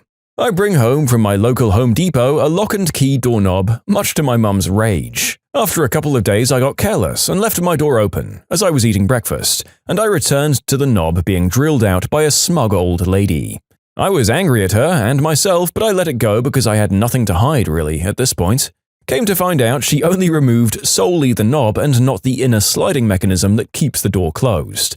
This effectively made it a ton of work to open my door without a really tough-skinned thumb or pen. So the following week, she'd attempt to enter the room only to fumble the mechanism and give up.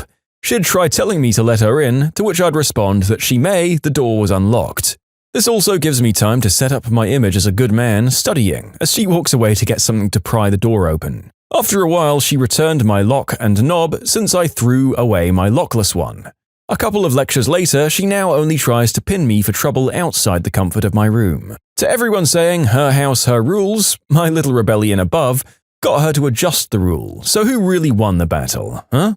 It's my dad's house as well, and he respects the lock. It's always fun to see some smart-ass kid on helicopter parent action. I'd say she's way too overbearing, but you're also being a little crap bag, so honestly, you probably deserve each other. I'd say that her lack of respect for privacy is a bit worse than your disrespect for her authority, so we'll say that she's the bigger jerk here. If I had parents who crashed into and searched my room, I know that I would have moved out a lot sooner.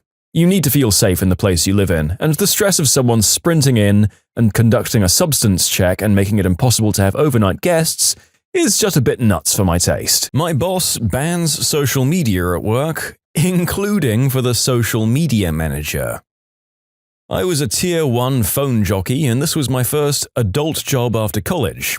So you can imagine how surprised and nervous I was when one day I get an email with the subject line, "Ford, disable Facebook now."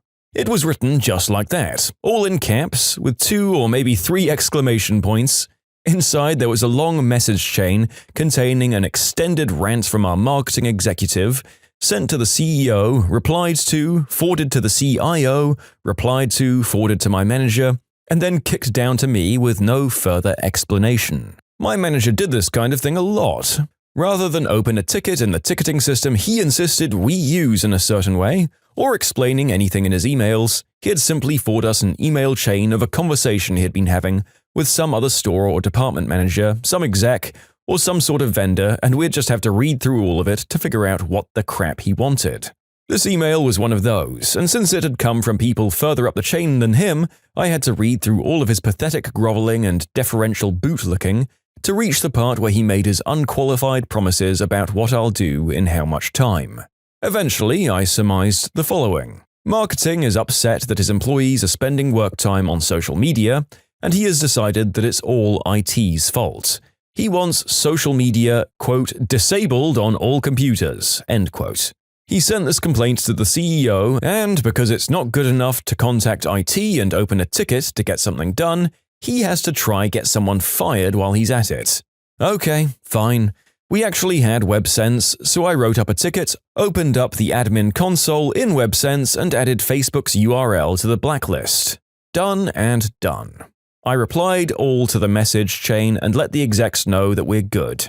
Immediately, I got hammered with replies from the CEO, my manager, and the marketing exec who'd made the request in the first place. They all wanted to know why I disabled Facebook on their machines. Exercising all the restraint I had, I apologized and explained when they said disable Facebook on all computers, I didn't realize that they meant for there to be exceptions to the rule. I grabbed one of our Tech 3 guys and he helped me set up Mac filtering in WebSense. We made a group for the executives and managers to be accepted from the social media blackout, and then blocked Twitter, Instagram, and all the other common social media sites while we were at it. Thinking the issue has now been properly dealt with, I updated the executives who seemed placated, updated the ticket, and then closed it. 15 minutes later, a red-faced young woman, the social media manager, appeared in the IT office. She's from marketing and was upset because she couldn't reach Facebook or Twitter. I gently explained that those had been blocked off at the request of her department's executive. She says, "But you're not supposed to block me. I'm a social media manager. It's my job to be on Facebook, and now I can't work." I said, "Oh, hang on. I placed a quick speakerphone call to the marketing exec and got his administrative assistance. "Marketing exec's office?" I said, "Yeah, can I speak with the exec? It's about the Facebook blackout he requested." "Oh yeah, he's pretty upset about that." "Of course. Can I speak to him?" And after a minute, she got him on the line. "Hello, I'm glad you finally got the blackout right." I said, "Sir, the social media manager is in my office right now." "So? Tell her to get back to work." "Sir, she can't. She says it's her job to run the company's social media pages, and she can't work now because of the block. Do I have your permission to unblock her?" Silence ensued on both ends of the line, before finally, "You mean we're paying someone to be on Facebook?" "She does work in your department, sir." "Unblock her for now and tell her to come see me in my office." Okay. I turned to look at social media manager and she was already walking out. I said, "Hey, are you alright?" And she turned to me. "I'm fine. This is the third time this month that dinosaur has forgotten that I work here. I'm used to explaining my job to him." She was actually still there when I quit, but employee retention was bad across most departments at this company, and this was a couple of years ago. She's almost certainly moved on by now. Wow. So this post is from 6 years ago. I kind of just assumed that every company that could feasibly have sorted out social media at work would have done so by 2012 at the very latest. And at first, I just assumed that your managers were either impossibly ancient, out of touch, or both. But then you claimed that they were all apparently trawling it in their spare time, and I think that they might just be completely crazy and hypocritical. And it's not aided by the fact that one of them has an employee that he has not only forgotten exists, but just kind of forgotten what they're there for a number of times. This is so hard to classify as jerkery, because it just kind of seems like you're working in the company where all the people who win on The Apprentice TV show go to work. A bunch of crazy morons who are only hired because their personalities made for good ratings, pretending that they know anything about how their company works. But if that isn't actually the case, I think I can confidently say that your higher-ups just seem like mega jerks. The fact that they just spam rambling, incoherent email chains to employees without explaining their express wishes concisely or following the process for issuing requests and commands is just insane. They probably don't even know how to do that last part, now I think of it. "You can't name your baby that." This happened to my mum when she was pregnant with me. So back in the late 90s, when Sears wasn't sad and dying, my mother was an assistant manager. Her boss was also preggers, and this generally wasn't an issue until it was. Now, my parents spent a long time choosing baby names when I turned out to be a girl. They really wanted my name to be gender neutral to prevent future trouble finding jobs. Yeah, that's an actual reason apparently. But my middle name remained the same as when they thought I was a boy. Ryan. When they decided on my full name, my mum told her friends about it and one of them ended up telling the manager. As my mother was on lunch break, this lady storms in, already red and furious. "I heard you were naming your baby Ryan." My mother is, of course, stunned. She stays silent for a few moments before finally answering, "That's her middle name, yes." "Your baby is a girl," the woman exclaims as though this is some sort of great revelation. My mother nods. Getting somehow redder, the woman snaps, "Ryan is a boy's name. Actually, it's gender neutral." At this point, my mother's surprise is wearing off into a bit of righteous confusion. "Is there a problem with that name?" "You can't name your baby that." The woman is practically shouting at this point, "I'm naming my son that." My mother stares at her, trying to work out what kind of mental gymnastics it takes to decide your choice of baby name should give you authority to veto someone else's. She says, "So? Change your baby's name or I'm going to fire you," the woman says, having drawn a crowd with this whole scene to witness the utter insanity that was her outburst. People who could act as witnesses for my mother if she attempted such a thing. "I don't think you can do that," my mother answers flatly. She couldn't even fire my mother on some other infraction because there was no other infraction. The staff was really friendly with my mother, and she had brought up sales in her area by a lot. The woman stops for a moment, maybe realizing that my mother was right on that point, and once again demands, "Change your baby's middle name. I chose Ryan first." And yes, calling dibs, shortly my mother would have to respect a grown woman calling dibs on a very common name. Ryan is my maiden name, my mum responds flatly. At this point, the woman stops, still furious, sputters a moment, and finally stomps off. My middle name is Ryan, and my mother's boss named her son Dylan instead. Wait, this insane woman actually went and followed her own crazy logic and changed the name of her incoming spawn? Look, don't get the narrator wrong, the manager is both incredibly nuts and the definitive jerk in this story, but I'm kind of awed by the fact that once the author's mother was revealed to have had the name first, and as a last name no less, the manager of Cuckoo Town obeyed the stupid rules she had laid out and altered her plans accordingly. That's incredible! So, by that logic, was she just changing the name of the baby every time she met someone else who had that name first? I don't understand her logic! Your mother has to be commended on holding her ground and staring down her foe without fear nor hesitation. Although a small part of me is just kind of hoping that she made up the part about her mother's maiden name, just because that would make the extremeness of her manager's actions a little bit funnier. If you like Am I the Jerk, you're probably going to love Am I the Genius. Check it out, linked below. Also, go to amithejerk.com/submit if you would like to submit your own stories. My vegan girlfriend wants me to get rid of my cat. I've been dating my girlfriend for 7 months. She's amazing and we're super compatible in a lot of ways. She is an outspoken vegan and made it clear at the start of our relationship that it was important to her that any potential partner had similar cruelty-free values. Me, already with being a pescatarian, had little difficulty transitioning to a fully plant-based diet. My girlfriend was proud of me for going cruelty-free and everything seemed well. We became the vegan couple on our college campus. Then there was my cat, Mittens. I've had her for 3 years and I adore her. She's such a sweet and cuddly cat. However, my girlfriend was always a little apprehensive around her and she blamed it on not growing up around cats. After a while, we sort of made a tacit agreement to mostly hang out at her apartment instead of mine, so Mittens never really came up again in conversation. Fast forward through all the quarantine stuff, my girlfriend and I have spent a lot of time together during this pandemic, and we've started talking about taking our relationship to the next level. We began seriously looking at either buying a new apartment together or having one of us move in with the other. However, after a lot of talking and planning, my girlfriend sat me down and dropped a bombshell on me. She said that with this next phase of the relationship, she didn't see a future with me unless I was willing to give away Mittens. She said that she believed owning a cat was unconscionable for vegans because they hunt mice and eat meat, and because the very act of owning a pet is a violation of vegan principles. I was stunned. I told her that I was absolutely not willing to give up Mittens and she had no choice but to eat meat, so I was reducing harm as much as possible by buying reputable brands of cat food. Plenty of vegans own cats and think along these same lines.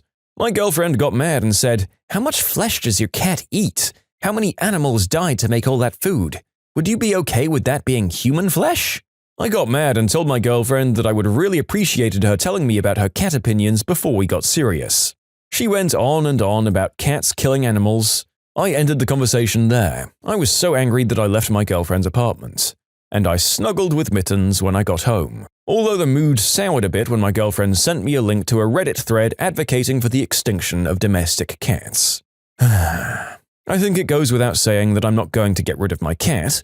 However, it pains me to think that an otherwise wonderful relationship could be ending because of a difference in ideology. I don't even really understand where my girlfriend is coming from because, like I said, a lot of vegans own cats.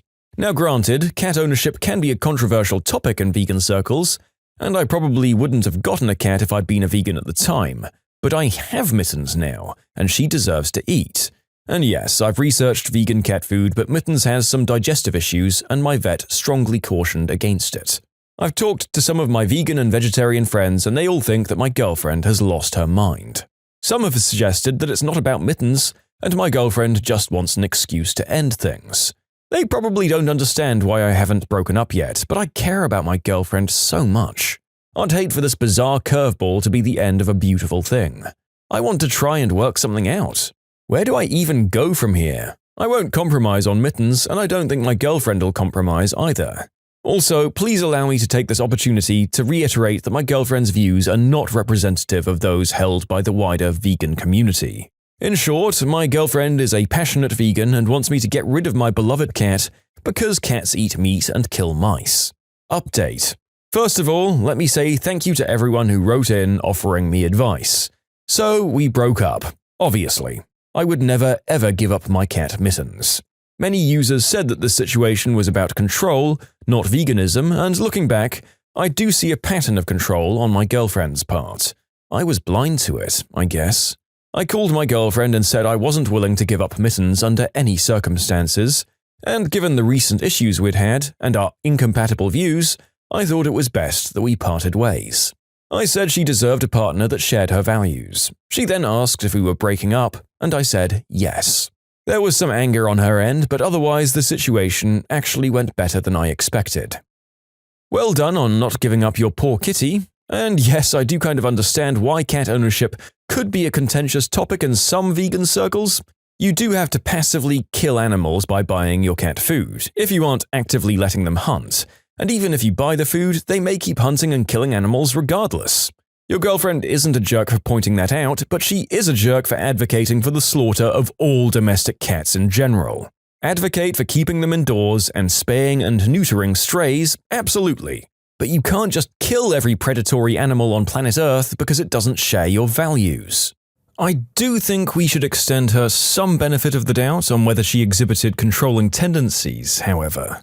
The author was fresh out of a relationship that he was apparently otherwise happy with, and although it's possible his vision was just clouded by the pink filter of love during the entire fling, we also tend to focus on someone's negative personality aspects once things turn sour between us.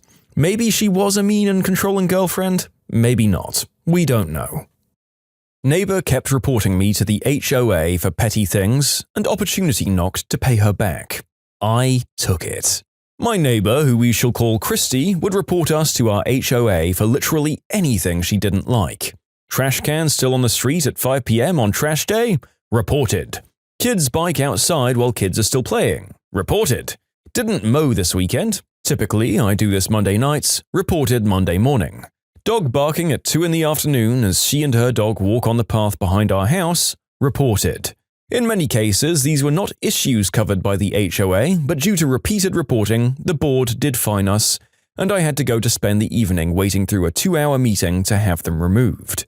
This kept happening and was driving me nuts. Both my wife and I spoke to her and tried to find out why she felt like this was okay. And she told us, "You just need to do a better job being a good neighbor." Fast forward to middle of 2021, during the pandemic. She posts on a neighborhood website sharing a video about the anti-vax movement. In general, the replies are pretty aggressive about telling her how she's full of it, but she keeps pushing back, leading to a super long post about how we're all wrong and we should listen because she's a doctor. She signs it, Dr. Christy last name, naturopathic physician. At this point, I'm mostly just wondering why the heck any kind of doctor would be against vaccines. This made no sense to me, so I started digging. I did find that Christy was listed as a doctor on sites where you could find physicians. I dug more into what exactly a naturopathic physician was, and found that in my state of Colorado, they're regulated and required to maintain a license to practice. I checked into it and found the following. 1. Christy was not in the state database as a naturopathic physician, and 2. The board who regulates it has an online reporting tool.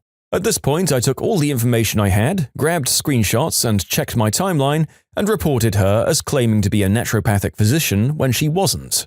I then followed that up with this post on the neighborhood website. So this is a hot-button topic for me, and because of that and Christy signing her post as Dr. Last Name, I had to dig some. I, for one, am a huge fan of including whole-person treatment. I think doctors of osteopathic medicine are wonderful, as they work to integrate whole health into the picture with well-researched medical best practices. Naturopathy less so, which is the problem here. One researched article here, and I posted a link to a medical publication, breaks down a lot of the issues quite well. It's almost 13 years old, but still quite good at explaining the valid concerns. I further checked as Colorado does regulate naturopathy, and I couldn't find any Christy last name listed there. My thought was that it's entirely possible that she holds a license to practice in Colorado, and my search wasn't working, but even just searching her first name or zip code or my town or town near us provides no result for a Christie last name. There are 2 naturopathic doctors in the town near us. I used this search, and I provided some more web pages. At this point, Christie locked the post and later deleted the entire thing. I was pretty darn happy that she removed the post, but today it got even better. In the mail, I received a copy of the cease and desist letter that Christie received from the state about a month ago. It told her that she must cease and desist her practice immediately. In short, my neighbor reported me to the HOA for petty things, claimed to be a naturopathic physician, and I reported her to the state board, and her practice was shut down. Am I the jerk? Oh, Christie. Christie. You took your crazy a little too far, didn't ya? And now you don't have a practice. Part of me does wonder how long you were operating and where and how many people you gave actual medical advice or treatment to. Honestly, that's the scariest part out of all of this. Like, I'm glad that Christie was shut down, but how many people were given medical advice that she was Googling in her office while speaking to them? Hopefully not many, since she seems to have so much time to spend complaining. There you have it, people. An anti-vaxxer who was prepared to fabricate an education they didn't have, make grand unsubstantiated claims, and was just kind of an awful person to have in one's community in general. Color me surprised. Oh, and of course allow me to give my long and complicated reason as to who was in the right and who was in the wrong in this story. Christie was the jerk. Case closed. My evil student threw a chair at me. His mum says her angel would never do that, but it's on film. I teach. I've done so for the past 13 years now. Most parents are just fine. They care for and love their children and treat me and my colleagues with respect. You have the occasional parent you don't see because they don't care, the helicopter or curling parent, and the parent who doesn't believe that they're raising Satan's offspring. The latter is the one I had the misfortune to deal with for 2 fluffing years. I was a mentor of 20 kids in their first 2 years of secondary school. It has its ups and downs, with the biggest ups that you know every fiber of every kid, with the downsides being 2 years of relative hell if you had kids who were complete nightmares. Kids started secondary school with me as a mentor. He started out all right. There were some minor things that were normal for teenagers trying to fit in. It all started just after the Christmas holidays of that first year. Nothing special happened. It's like a switch just flipped inside this kid. Bullying classmates and other students, pushing around, being extremely disruptive in class, cursing at teachers, grabbing things, up to the point we suspected he stole things from teachers and students alike. But a lack of security cameras was a problem. Mum and Dad were invited many times. School counselor and my boss sat in on many of these conversations. Mother denied everything and claimed that her son didn't do such things. We didn't get any further, but had no grounds for expelling the son. Summer break came, and due to the fact that a lot of things went missing, cameras were set up. Classes started in year 2 with this kid, and the first day he let me know that he was there and he had changed for the worse. We had 5 calls with Mum in that first week alone. I talked with the school counselor, therapists, and even child protection services. We had our suspicions about her behavior. I'd just had my degree for 3 years, and I knew that this kid's sudden change in behavior was a huge red flag. CPS did an investigation and included no reason for further action. I still can't wrap my head around the fact that the parents agreed to a visit from the child protection services, but didn't accept anything else. Although CPS suggested they talk with us about some tests and getting this kid some help. We kept reporting to CPS and asking for their help throughout the rest of the ordeal. The only thing Mum kept saying was, "My son wouldn't do that. He isn't like that." Did she know something? Maybe. So I kept talking with this kid and treating him fair and honest and tried to see what was going on. Referred him to people he could turn to who, although they're mandated reporters, have a confidentiality clause meaning that I don't hear anything he doesn't want me to know. They went to talk to him and he just told them to F off. School administration had my back and helped where they could. I jumped through every hoop possible just to see how and if I could help him. So please cut me some slack. I did what I could, and I still wonder if I could have done something more. Was it something really crazy going on at home? It could be. I hope not, but it's possible. Maybe some mental health issues that reared their head. Also a possibility. Did Mum know something if something happened? Who knows? Or was she just a mother who loves her child so much that she's willing to oversee every wrongdoing of her son? I don't know. Mum was invited once more, and then she was surprised that I was the only teacher complaining. Like, what the actual heck, lady? Did you not listen that multiple teachers complained through me, and that I told you multiple times what they said to you? Nope. She demanded that she get a call or email from the respective teachers herself if her son did do anything. And I quote, "But I highly doubt that, since I know my son won't ever do the things that you've said." Fuming at this point, I said I'd talk to my colleagues. Cue the malicious compliance. So, Mum wants direct contact from the teacher who sees her son doing or saying things that he shouldn't? Alright, you ask and we get it. The kid was being such a jerk by now that he was well known throughout the school. So in the next school-wide meeting, I told her demands to the other teachers. Some frowns here and there, but then I saw it. Eyes glistening, evil grins started to come along with the evil laughter of teachers. By this time, the kid had set a record in the digital student entry system. 20 entries a day from him alone. It all started the next day. Kid came onto the school property, walked up to a classmate and started insulting him and his mother who had terminal illness. 2 teachers heard and saw him do that, so 2 teachers sent an email to Mummy Dearest. 3 periods of lessons with a variety of terrible behavior, 3 emails were sent yet again. During first break, the kid threw a bin through the canteen. 3 teachers and the custodian saw it, so 4 emails about that. Then the custodian emailed again, telling that he refused to clean up after himself and threw a chair before leaving. Another 5 periods that day with 6 teachers. Science had 2 teachers. So you guessed it, 6 emails and 3 phone calls to Mummy Dearest. So on average, Mum got 15 emails a day from the teachers alone, and I had the immense pleasure to call or email every day to give a recap. Every email was sent with a read notification, so every email Mummy had to click on that message every single time. To get certain help, you need a paper trail, and one part is that parents know about the issues. We may have gone too far, but we didn't want Mum saying that we didn't contact her in any form. Anyway, after 2 weeks of this, Mum called and the conversation went as follows. "Yeah, I saw the emails. This is getting a bit too much now." "Is it? But the last time we spoke here at school, you demanded that every teacher and every other worker at school would call or send you an email about the goings-on of the kid. We're simply adhering by your request to be kept up to date and that you heard from my colleagues personally. You can stop now." Unfortunately, we can't. Since the kid does all of these things, it's our duty to keep parents up to date on what their child does at this school. Also, you requested it and we don't want you to get upset by not knowing what is going on with the kid. This is getting out of hand. Is it? I don't think so. My colleagues even said they like it so much that you're such an involved parent and that you like to hear from them. So thank you for that. Bye now. Hanging up on her was very satisfying, I'm not going to lie. While we were busy trying to get all kinds of help around the kid, guidance counselors, therapists, among other things, he finally bombed every chance to stay at the school. He decided that shouting, cursing, insulting, and wishing the worst possible diseases upon my colleagues and myself just wasn't enough for him anymore.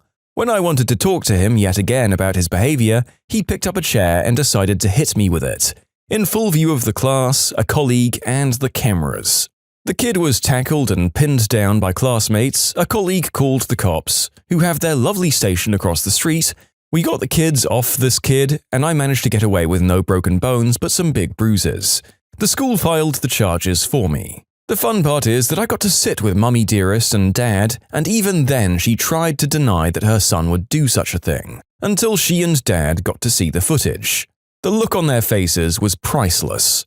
I wish I had the permission to record it so that I could watch it time and again with a soda and some popcorn. The kid was expelled. He got some hefty community service and a fine, which is normal here. Got a juvenile record as well. To answer a likely question, where was the dad in all this? Dad was apparently kept in the dark about what the kid did. The emails were sent to a shared email account, but since email on phones wasn't a thing back then, he never saw the emails as she hid them. Dad later divorced Mum as apparently she'd been spinning a lot of lies about a lot of things. The good part? Dad felt so sorry for what his son had done that he sent care packages to all the personnel at the school. Last I heard, the kid still lived with his mother and didn't have a job or anything. But that was 3 years ago. Haven't heard anything after. He was a good kid, he helped others with homework, was polite and had a good sense of humor, he just did wrong things and there was no stopping him. He had a mother who defended his every action. I just hope that he has a decent life now and a healthy life with happiness in it. The best part? We didn't have to deal with him or his mum ever again. We got his brother though, and we continued the emails and calls with Dad to tell him what a wonderful boy this kid was. God damn, so this kid almost certainly had some kind of undiagnosed issue that was causing him to act out like this, if the author is pointing out that he had his moments as a good student, right? So it's not like Mum was just covering for a real piece of crap, she was actively preventing him from getting any help he might need, right up until the kid took an action that got him removed from the school and likely into a less familiar environment where he might have even acted out more. It's just so important to hold people accountable and at least try to explain why their actions are wrong to them. It's not good parenting to try and shield them from accountability, and this woman in all likelihood stunted his development to well-adjusted adulthood by treating him the way she did. Look, it's still important to love and support people after they screw up, but you do have to do the hard thing and hold your friends and family responsible sometimes. It sucks and they can hate you for it, but on the off chance that it takes them off a vicious and self-destructive path, it's so worth it. And if it's your friends rather than your family and they choose not to talk to you after you do it, then hey, you don't have to deal with them anymore. Which is a very cold kind of silver lining for me to give you, but there you go. If you like Am I the Jerk, you're probably going to love Am I the Genius. Check it out, linked below. Also, go to amithejerk.com/submit if you would like to submit your own stories. I messed up by flushing my kidneys. This has happened over the last few weeks. A few weeks ago, I saw an interview on ESPN about Kevin Love's diet, and he mentioned that he tried to drink his weight in fluid ounces of water every day. I play basketball often, and I'm trying to clean up my diet, so I immediately thought, wow, what a fantastic idea. I should try that. I invested in a 52-ounce water bottle and tried to drink it 4 times daily. What followed was the worst month of my life so far as GI issues are concerned. I felt like crap all the time. I lost a ton of weight because my appetite was completely gone. I had awful cramps almost nightly. I'd spend several hours on the toilet every day, either peeing or trying to get out my cramps through number 2s. I couldn't drink any alcohol without throwing up, so going out with friends was totally out of the question. Basketball became unbearable. I'd sweat bullets anytime I was slightly warm, which really grossed everyone out. I couldn't sleep well because I always woke up in pools of sweat. I always felt full. My eyes felt like they were about to pop out of my head constantly. It was awful. I felt very, very sick all of the time. I'd heard of water intoxication, but I assumed that took several gallons in a short period of time. So I kept up my routine for the entire month. I should also mention that I hate water. I would typically chug the water bottle as fast as I could to get it over with. So I was ingesting a lot of water very quickly over an extended period of time. Genius, right? Finally, I got to the doctor. I explained what was going on and he immediately started ordering all kinds of tests, very worried about some kind of stomach cancer, or Crohn's, celiacs, ulcers, among other things. My doctor knows me quite well and is an all-round great guy, so he knows something was definitely wrong. And I'm a little freaked out at this point, calling my mum and thinking about taking a semester off college, because I was so mentally exhausted and feeling terrible all the time. It was rough. The doctor sees I'm a little panicked and noticed my mega-sized bottle of water hanging on my backpack. He says something about how well hydrated I must be. I laugh and proudly tell him I drink it 4 times a day. He laughs at first and then looks at me. Wait, are you serious? Yeah. For how long? Oh, for a few weeks. When was the last time you drank Gatorade or ate something salty? Oh, I don't know, a while I guess. The doctor looks at me with sheer disbelief at my stupidity. You flushed out all of your sodium, idiot. Go drink some Gatorade and eat some salty popcorn. So a 6-pack of Gatorade and a few days of only a few glasses of water a day and I'm back to perfectly healthy. For frick's sake. Basically, I had the bright idea to drink a grotesque amount of water daily. Flushed all the sodium out of my system and I had a miserable month of GI issues. Cripes! This is why we don't listen to nutrition advice from people who aren't dietitians. And even then you have to check their credentials because literally anyone can call themselves a dietitian or nutritionist. because there are no legal repercussions to calling yourself a nutritionist without training. The narrator could technically start a YouTube channel this evening called The Dialect Confused Nutritionist, start handing out dietary advice, and nobody could come after me on the basis of my credentials. If you hear Kevin Love or bloody Joe Rogan dishing out advice on how to achieve peak performance through your diet, go to a accredited dietitian, or at least Google the damn diet they're suggesting. There are probably qualified people who run blogs on this sort of thing. I don't know that I can call anyone apart from possibly Kevin Love the jerk in this situation. Come at me, Kevin Love. My short, rake-thin YouTube narrator frame is probably a match for you, right? Also, it's very telling that your doctor saw one bottle hanging by you and said that you were more than likely getting all the water you needed just from that. Little did he know you were drinking 4 of them. I hope there was no long-term damage from your little hydration experiment. As an already kind of sweaty guy, I wouldn't want to try it. Best of luck to you.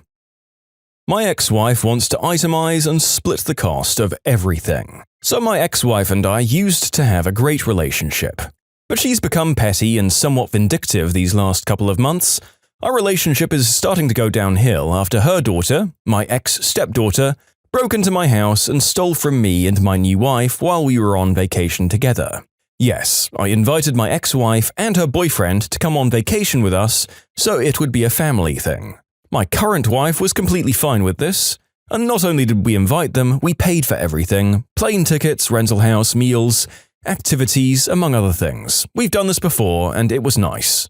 While we were on this vacation, my ex-wife's daughter broke into our house and stole from us. We had to file a police report because some of the things stolen were medication and we couldn't get new prescriptions without filing a police report. I have my medical Mary J card, so all of the Mary J that she took was counted, and my wife's pain meds and asthma meds were also included as a Schedule 1 theft. Getting the feds involved upset my ex-wife even though we told her before we called the police, and she said, quote, "Do what you need to do." Stepdaughter eventually got arrested because she kept skipping the scheduled meetings with the investigators and has since been charged with 3 felonies and has to go to court. Before this, my ex and I would pretty much just buy what the kids needed while we had them. Every once in a while, she'd ask me to split the cost of some things, and I would. I never asked her to split the cost of anything prior to this, but lately she's been asking to split the cost of just about everything. Fine, whatever. I usually get most of the things for the kids anyway. About a month ago, my son needed some new equipment for indoor lax. My wife asked if I would split. I said fine. When she took him out shopping, they couldn't find everything. So I bought most of it online. I asked her what she bought and how much, and I told her what I brought and how much. It turned out she owed me for the split. It was only about $40. I would have let it go, but she'd hounded me for a week over $5. This really annoyed her for some reason. She'd be fine when I have to pay her, but get annoyed when she had to pay me. I only asked her for the portion of the split because she asked me to split the cost in the first place. We argued back and forth, and then she came up with a list of things that we should not have to split and anything else we could split. So I started to keep track of the things that I paid for that were to be split between us. She gave me her list of what I owed her. Not a lot, I owed her $80. But when I gave her my list and her share, she now owes me $425. Am I a jerk? I mean, don't get me wrong, your ex-wife sounds like a real piece of work in her dealings. I just hope that you aren't deliberately running up the tally on what you owe each other just to mess her over. Depending on what her financial situation is, you might be really messing with her life. So she's a jerk, but we're really relying on you not to use your powers for evil here, Mr. Author. That said, it sounds like you've been making a genuine effort to co-parent with her and shouldering a lot of the financial burden up until now. And like she was kind of refusing to understand why you might have to file charges against her daughter. When you're getting angry at people for prosecuting your family for stealing, instead of getting angry at your family for stealing, I do wonder what kind of bias you have blinding you to everything going on in your life. But you really had to do that to get your meds, so I can't pin the blame on you here. Screw her over on her probation period? Okay. This happened to my sister-in-law. She's quite a lot younger than me and was working part-time in a chain shop while studying. After graduating with a business degree, she was offered a job managing one of the shoe stores. This obviously seemed like a fantastic opportunity for her first role as a graduate. She was on a probationary period for 3 months, and after that her salary would increase, although the probationary period could be extended. She hated it. The owner would give her instructions, and later that day, his girlfriend would come in and give her the opposite instructions, then criticize her for the way she'd worked and micromanage her until she did it her way. The girlfriend wasn't part of the business at all, but sister-in-law didn't want to cause any issues, so she didn't argue. However, it was causing her a lot of stress. I noticed that she lost quite a bit of weight. It came to a bit of a head when my sister-in-law had spent a few hours sorting the filing out, then went to the shop to serve customers, went back in to finish the filing, and the girlfriend had gone through it all and messed it up, saying she'd organized it differently for her, wasting hours of my sister-in-law's time and causing her more work. She suspected that they were going to extend her probationary period to mess her over, even though she was doing a great job despite being sabotaged and micromanaged. Her staff loved her and sales were higher. She started looking for another job. Surprise, they extended her probationary period beyond, but she found a job paying more and 10 minutes from her flat. They wanted her to work ASAP, but she was sure she had to work her notice period, which was 6 weeks. She asked me to read her contract to see if I can confirm. The notice period was indeed 6 weeks, except for staff on probation. Either party could terminate with 1 week's notice on probation. So my sister-in-law tells the owner that she's quitting and giving 1 week's notice. The owner is caught on the hop and can't find another manager that quickly. Tells sister-in-law her notice period is 6 weeks, to which she takes great delight in pointing out that her probationary period has been extended and the required notice is 1 week. Sister-in-law has been at the new job for quite a while now and is much happier. So a lot of people are writing in to say that you can quit when you want. I should have clarified that we're in the UK. Some of you have correctly sussed that out, and contracts here can be enforced. What could they do if she was contracted to a longer notice period and refused to work? It's never happened to me or anyone I know, but the internet tells me that they could theoretically bill her for the cost difference to bring in someone to cover the remaining notice period. Although this could be costly and quite unlikely for them. Probably happens in higher paid positions. Thank you employment laws. There's a lot of hell going on in the UK right now, but say what you like about it, it still isn't quite the hellscape for lower level employees the same way as the US is. So yeah, the workplace, owner, and owner's girlfriend are all completely in the wrong here. I do feel like the sister-in-law probably could have vocalized that she was being given 2 sets of instructions to them. It might not have achieved anything and she might have had to end up leaving anyway.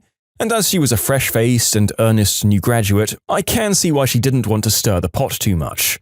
And if somehow that had worked out, she wouldn't have found her better paying option closer to home and hopefully with less skeevy bosses. So good on you, sister-in-law. Enjoy the comparative lack of bullcrap on your everyday work life. My mum kicked me out at 17 for freeloading, but now she's sick and wants me to be her caretaker. I am a 19-year-old girl and am the youngest of 5. I have 4 older brothers. Just to give some background, my mum has always loved being a boy mum.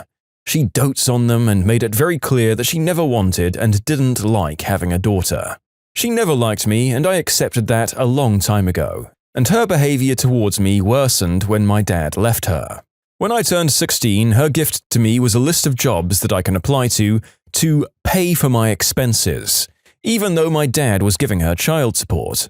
Then at 17, she kicked me out because I wasn't willing to pay more than $400 rent, while my brothers didn't even work. She then asked to meet me for lunch and told me she's sick.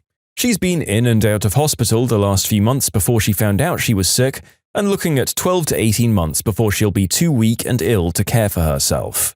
She asked that when the time came if I'd be willing to be her caretaker, as she didn't want men, like my brothers, to take care of her in that state and didn't want a stranger to either. Here's where I'm questioning if I'm the jerk. I told her no, I won't care for her and she should start looking for someone she knows who'd be willing to, because I'm not. This past week, I've been receiving nasty messages from everyone from my mum's Facebook because she posted about me not caring about her. They've called me unsympathetic, selfish, mean-spirited, and uncaring. My brothers have also been mad at me. Now I feel like the jerk, and I want to know if I am. I'm going to be quite honest. My mum's friends who witnessed how she treated me firsthand, they didn't care then, and I doubt they will now. I'm sure her Facebook friends know too. She never posted me or about me. They can't not know she disliked me. My brothers feed into my mother's lies. They refuse to believe I was treated differently, and when I question them, they go silent. I asked them why they got to redecorate and refurnish their rooms almost every year, and I slept on the same bed for 4 years, and they said nothing. They're more than aware they got happy mum, nice mum, and loving mum. Every day they got mum who showers them with love, money, and lots of gifts. They got mum who brought them new gaming consoles in a heartbeat and bought name-brand clothes and shoes whenever they wanted. They got a mum who celebrated their birthdays for a full week. Meanwhile, I got mum who barely helped me buy pads. I don't think I'll bother replying to her posts. I'm just going to deactivate my Facebook account. I'm almost certain no one will care what I have to say anyways. So, before I disappear, was I the jerk? Doesn't sound like you were from the amount of information we had. Sounds like you were treated like an outsider and a nuisance in your own home, right up until you actively refused to pay for what should have been a supportive environment while you finished your last 2 years of school.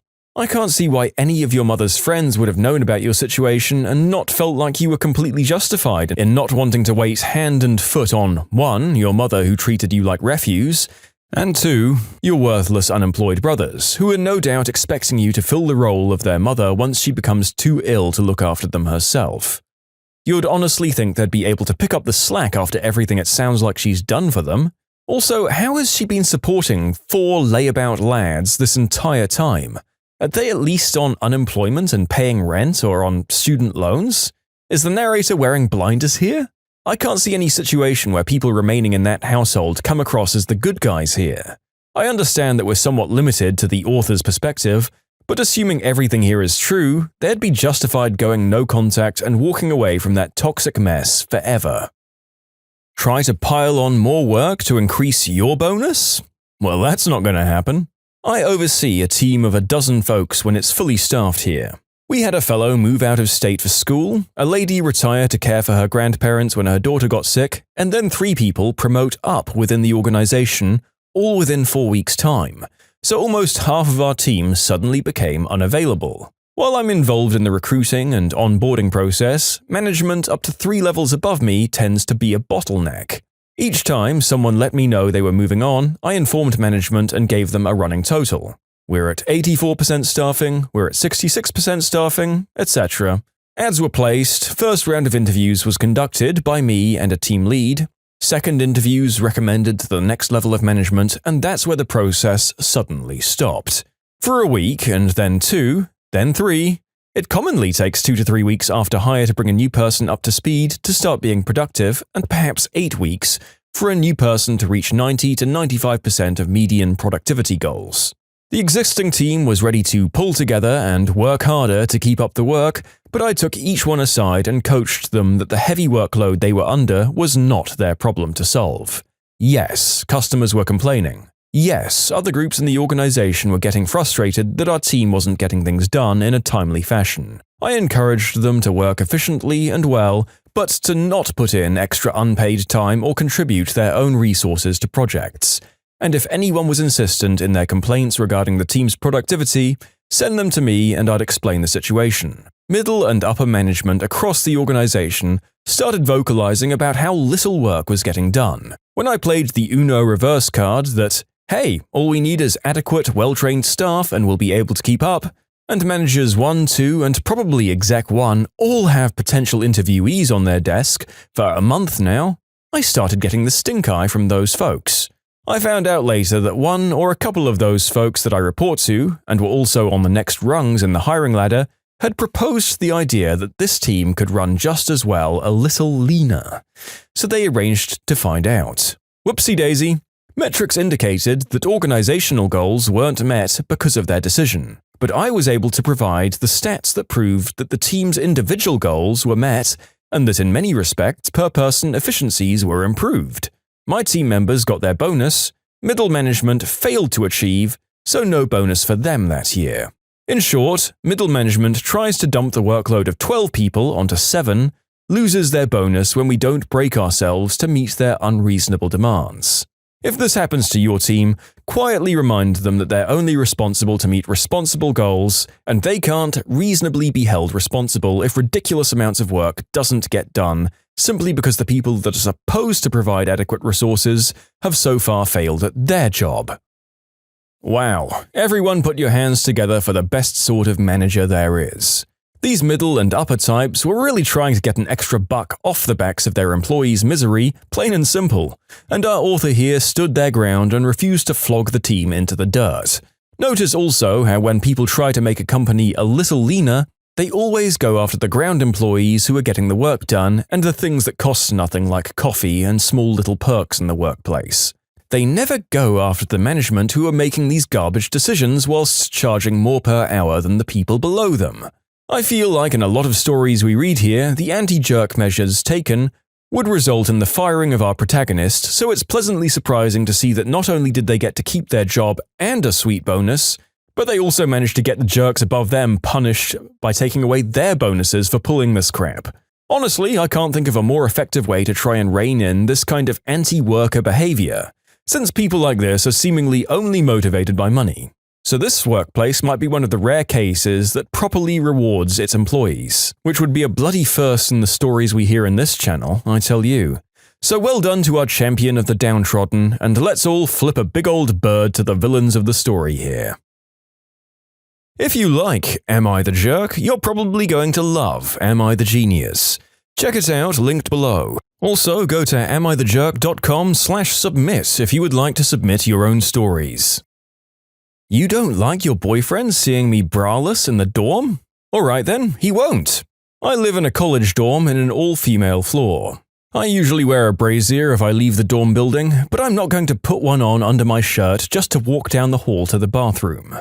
A few days ago, I left my room and walked 10 yards down the hall to the water fountain, refilled my water bottle, and then went back to my room. I was wearing a white tank top and nothing underneath. The tank top was fitted but not see-through, so you could only see a faint outline. There was a small group of people hanging out in the hall outside a few of the rooms, but I didn't think much of it.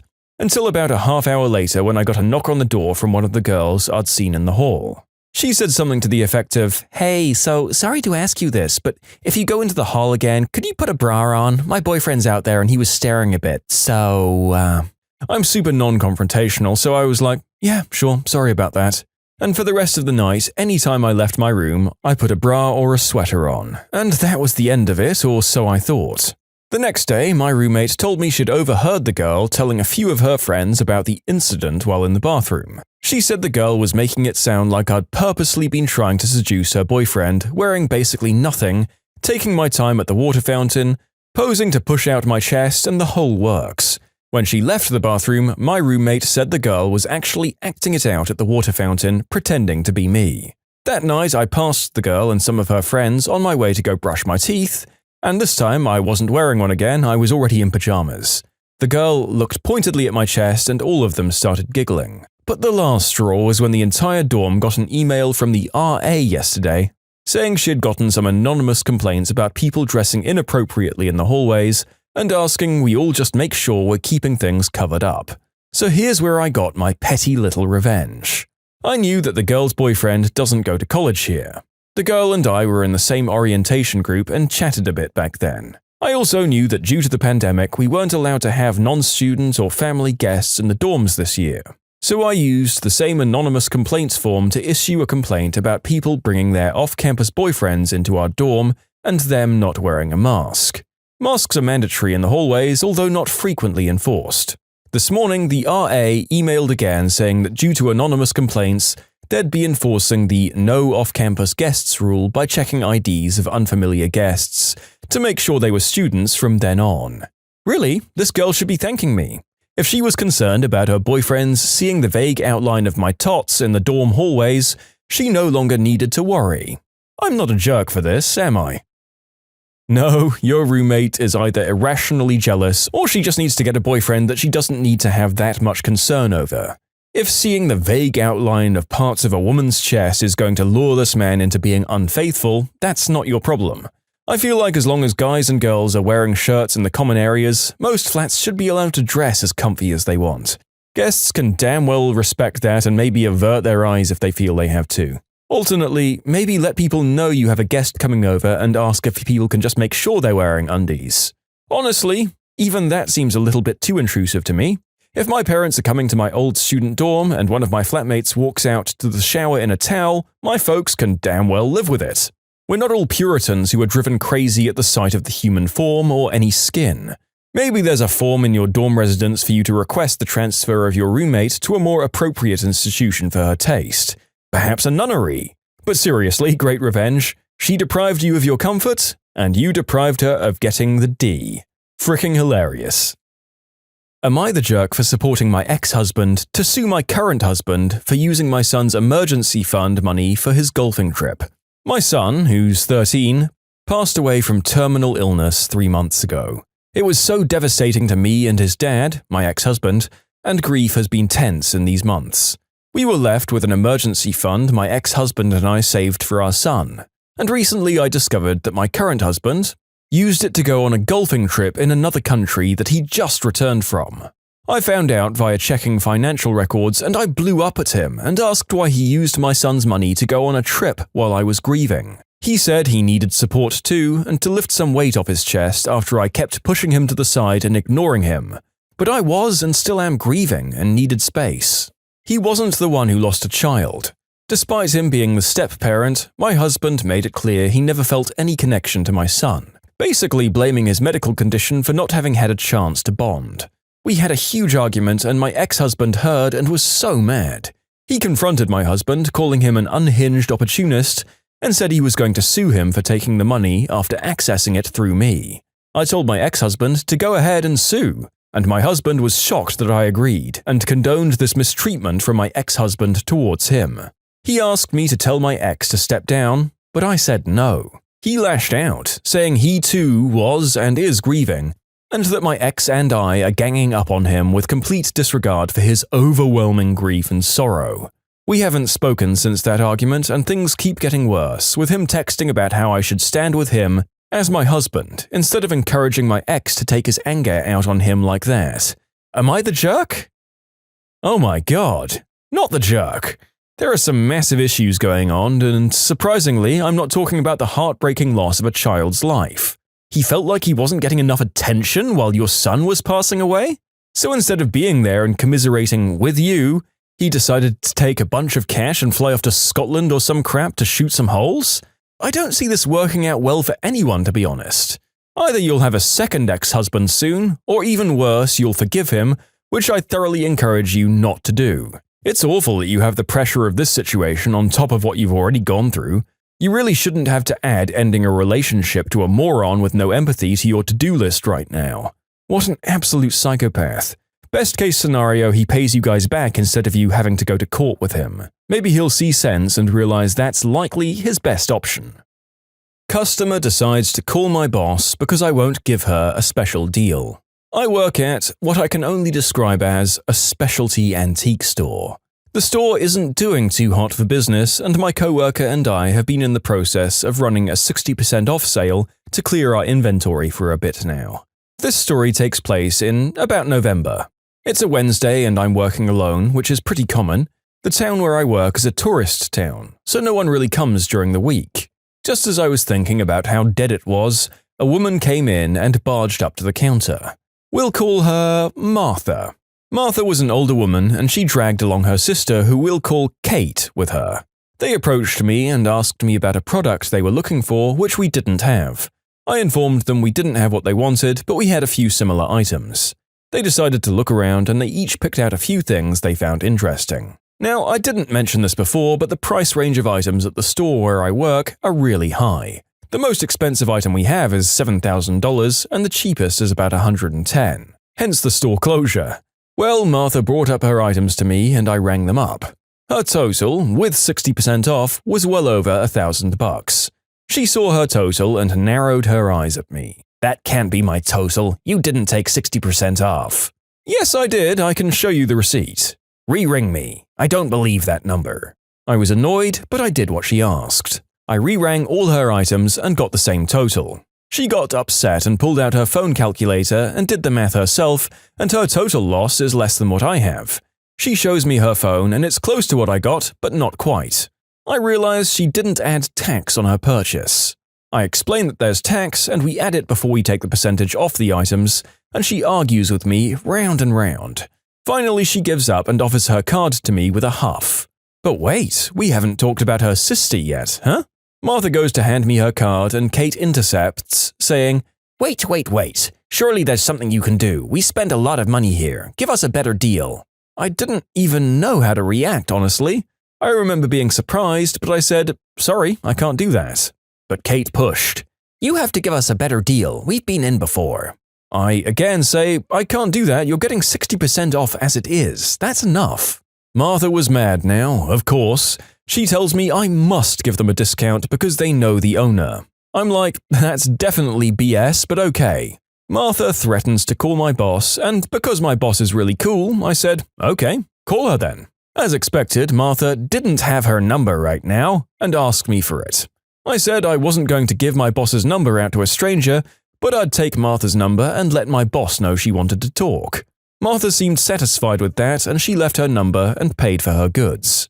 I called my boss after she left and told her about the situation. My boss apologized to me for having to deal with Martha and told my coworker and I not to give her or her sister a discount in the future.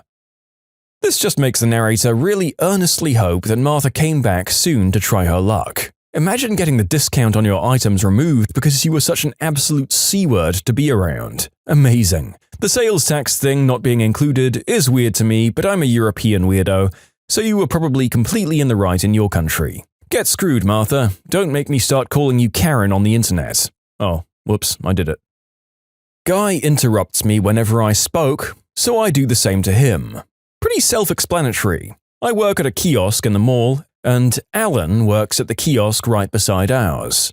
I disliked him from the first month I started working there because it was pretty self-explanatory that he's kind of a D-bag and says a lot of misogynistic things to me, a woman. I usually ignore and don't partake in the conversation. But when it's a joint conversation with my coworkers, who are all men, and I'm talking, if Alan gets bored or doesn't want to wait till I'm done, he'll just face the other guys and stop me halfway so he can talk about whatever he wants. The other guys don't pick up on it or are used to doing this as well, so I completely stopped engaging if he's around. Recently, a new girl started working and he tries to do the same to her, and she picked up on it. The very first time he tried to interject 4 times. He actively tried to stop her from talking 4 times and she wouldn't budge. Just continued talking to me and our other coworker. At that point, I just decided, frick him. So now on, whenever he struts over to our kiosk to talk and tries to talk to anyone, I interrupt him midway and start a new conversation, or I pull my coworker into doing a task. Every time without fail. It's enough to keep me content at work. We also don't let him get a word in when it's just the girl and me, and I full-on ignore him if it's just me at the kiosk. Mini win. Late update. Ever since I made this post, I decided to get my crap together and no longer let people interrupt me. I raise a finger and hold it to them when someone tries, like saying pause in a way, or I'll talk louder over them to silence it. Definitely a win. A simple answer here, not the jerk. More guys like this need to learn that even if they're accustomed to ignoring or speaking over women, that it's a habit they damn well need to fix up. Good on you and good on your one coworker for kicking off the trend in the first place and showing you the way. I hope your male coworkers were supportive of your new assertion, and I'm glad you used this to kick off a new trend of not taking this kind of crap in the rest of your life too. Awesome work, author. Maybe this guy will realize what he's doing now he's being actively called out, although I wouldn't hold out too much hope for him. My wife cheated with 8 guys and then said that I needed to be more responsible. So I maliciously comply. The background here is kinda long, but it's also important.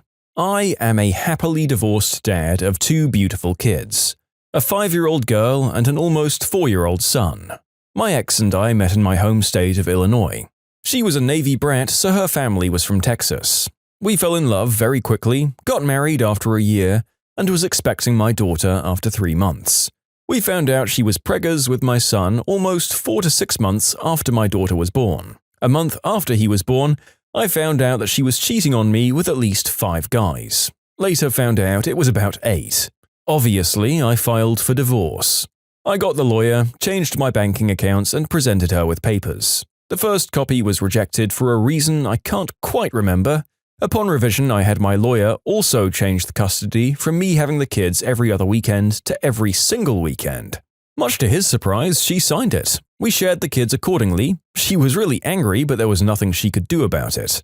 And when she and I could no longer afford to live in the same state, she moved back to Texas. Fast forward 2 years without seeing the kids, I couldn't afford to see them except on Christmas, and I got out of the Navy, moved back home, and I got the kids for 3 months. I was appalled by their development delays. Both kids were rated in the bottom 5% of kids in their age. My daughter didn't have a clue about potty training at 3, was barely speaking, and had no awareness of adult authority. My son wasn't even close to walking, was non-verbal, wouldn't eat most meats, and was afraid of grass. After the 3 months when I returned them, my daughter would listen to adults, was potty trained, and speaking in almost complete sentences.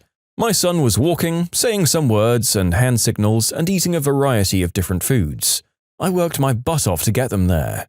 I also spent a lot of money on 2 times a week therapy for each of them. It was money well spent.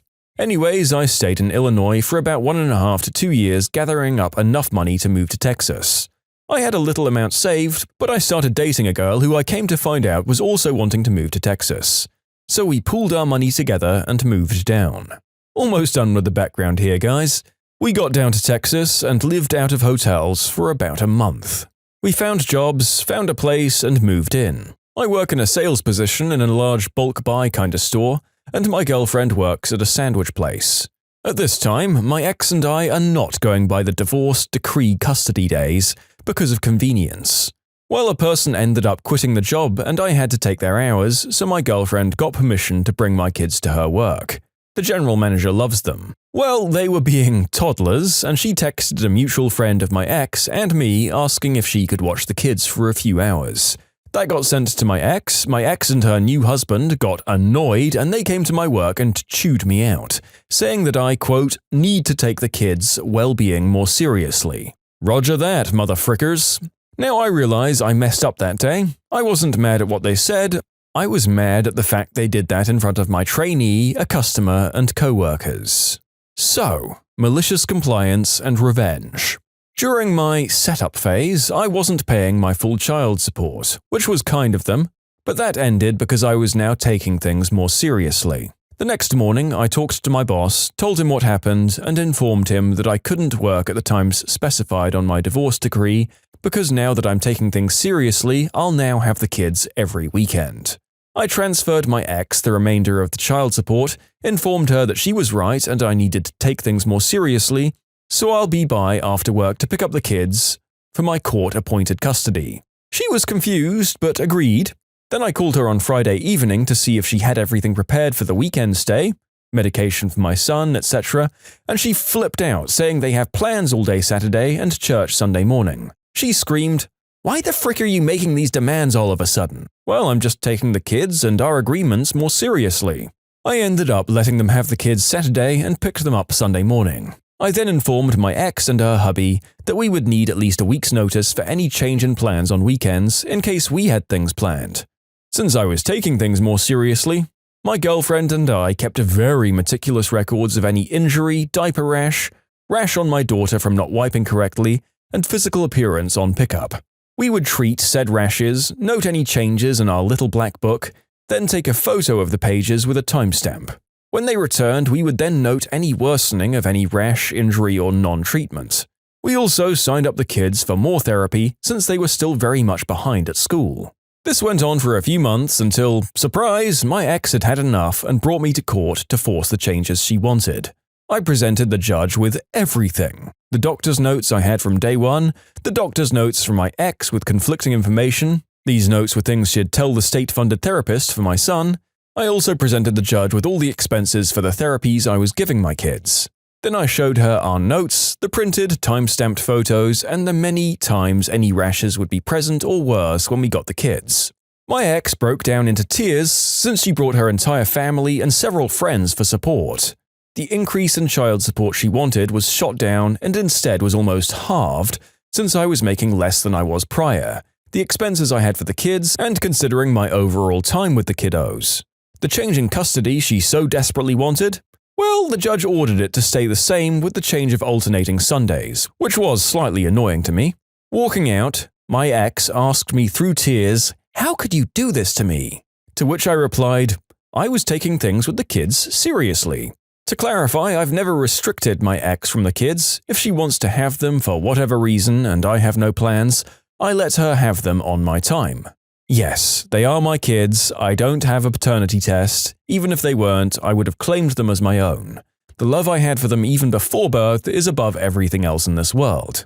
And for all you kids who are saying I neglected my kids by not seeing them for 2 years, I was in the Navy. I tried to see them, but my leave kept getting denied because of my medical BS. I FaceTimed with them every day. I requested to say goodnight to them whenever I was able to. If you've never been in the military, it's hard to understand how hard it is to get leave. And finally, I didn't relocate immediately to where the kids were because of the $24,000 of marital debt I was paying off. I was paying roughly $700 to that per month. I'll take responsibility for $10K of the spending. Once I had enough to survive 2 months without work, I moved down. That way, I knew I could take care of my kids in Texas. The time I was in Illinois, I was living with my parents. So, what do you think, YouTube? Am I the jerk?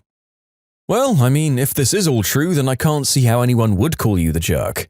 But then if your ex can cry out, "How could you?" I guess that it's possible to make that mental leap sometimes. To state the obvious, divorce is freaking awful and makes people say and do nasty, petty little things to spite each other all the time, and I'm sure these two did their fair share of those. And she'd cheated on him multiple times, so even if we can't say he was right to lose his cool, I don't think any of us would be surprised if he did. The narrator can't imagine that level of infidelity happening without some sort of row occurring once things were out in the open. 5 to 8 times is definitely going to build a reservoir of stuff to get out of your system. But now that we've tried to give her some benefit of the doubt that he might have lost his cool, it seems like the kids might have been better off under his care. If they're getting treatment, learning better, and have a lessening of physical ailments, the solution for the wife in this case should have probably been to up her game, rather than say that he was giving their kids help they needed to spite her. I don't know if it's possible for anyone to ultimately win in this situation, it's all pretty awful, but at least the kids would have things better around the clock. Anyway, this sucks for everyone. I hope the kids end up getting more well-adjusted under his care, especially now that he gets to keep more of his wages to care for them. If you like Am I the Jerk, you're probably going to love Am I the Genius. Check it out, linked below. Also, go to amithejerk.com/submit if you would like to submit your own stories. Am I the jerk for potentially ruining my classmate's career? I'm a 20-year-old woman and I'm a college student. In my country, a lot of students hunt for internships because it helps in getting a better pay package during placements. I've been casually talking with this guy who we'll call Ray, who's also my classmate. He was all friendly at the beginning, but started flirting recently. I've never once flirted with him and always just ignored his moves, but last week he asked me out and I said no. In fact, I apologized to him to have him think that somewhere in our conversation I might have led him on. He ghosted me and I didn't think much of it. But 2 days later, he texted me again asking me out. I told him that I'd already said no, to which he had replied he gave me time to think it over and that I should be grateful for it. Not gonna lie, I got annoyed and told him to F off. And he got mad and called me all the names under the moon and just slag-shamed me for it. I blocked him, but he made his friends cuss me out too. I got super frustrated and called him out on social media, along with attaching the screenshots of our chats. About 300 people saw, and one among them is a placement mentor, a fourth-year student. I didn't think much of it because after the story, I'd blocked them all and went ahead with my day.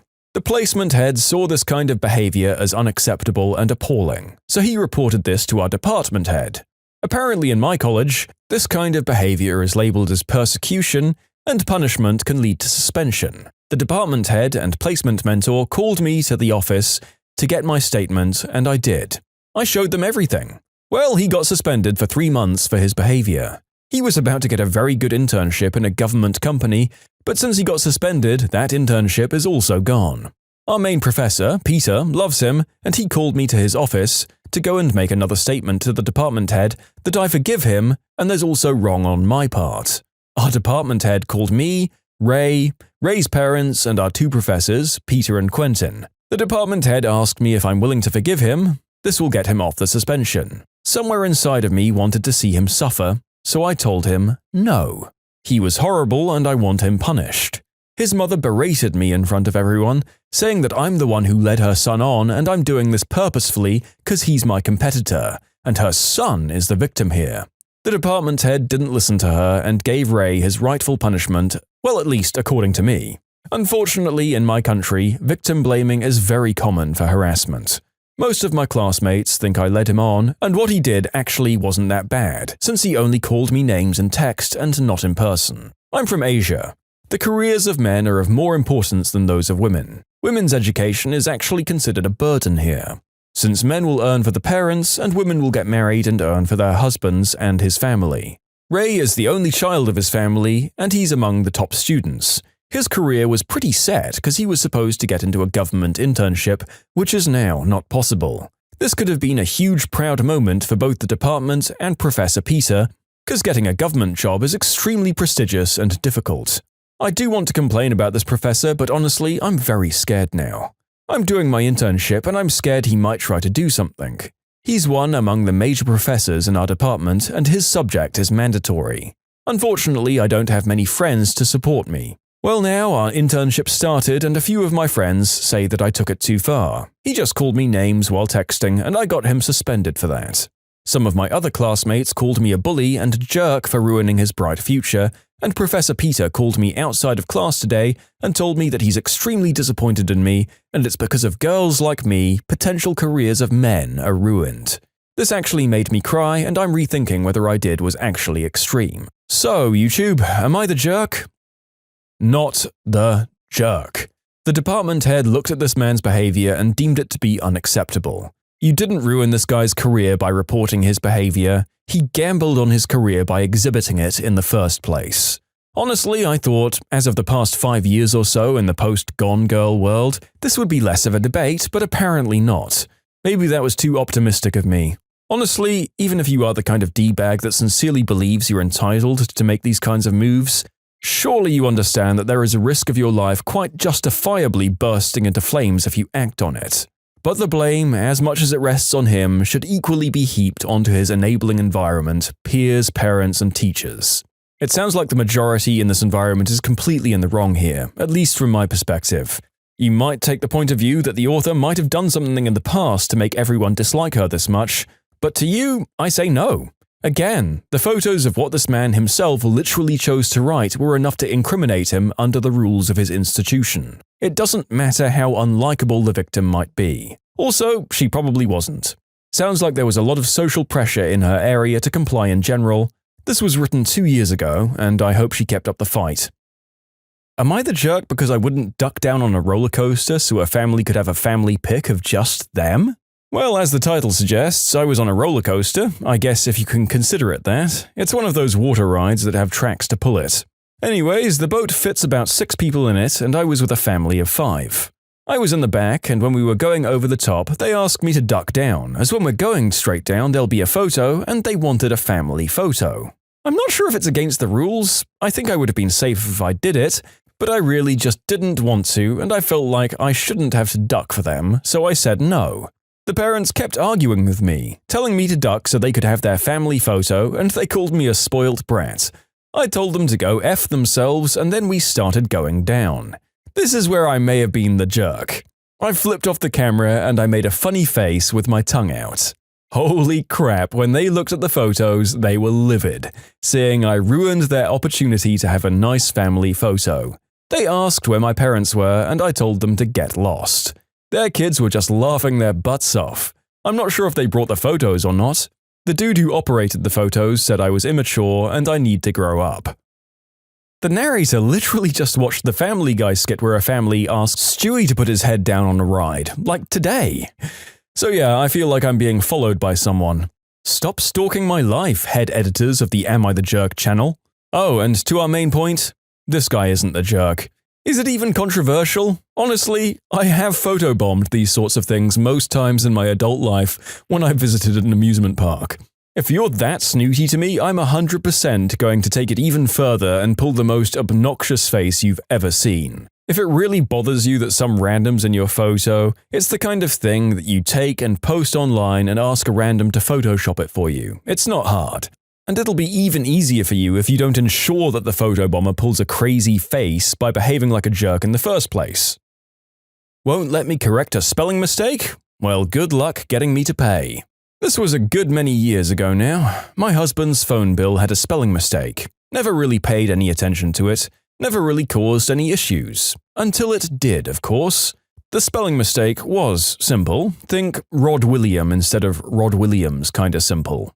One day we moved states and put in for mail redirection. Now, where I'm from, mail redirections have to be exact, so the bill never got forwarded.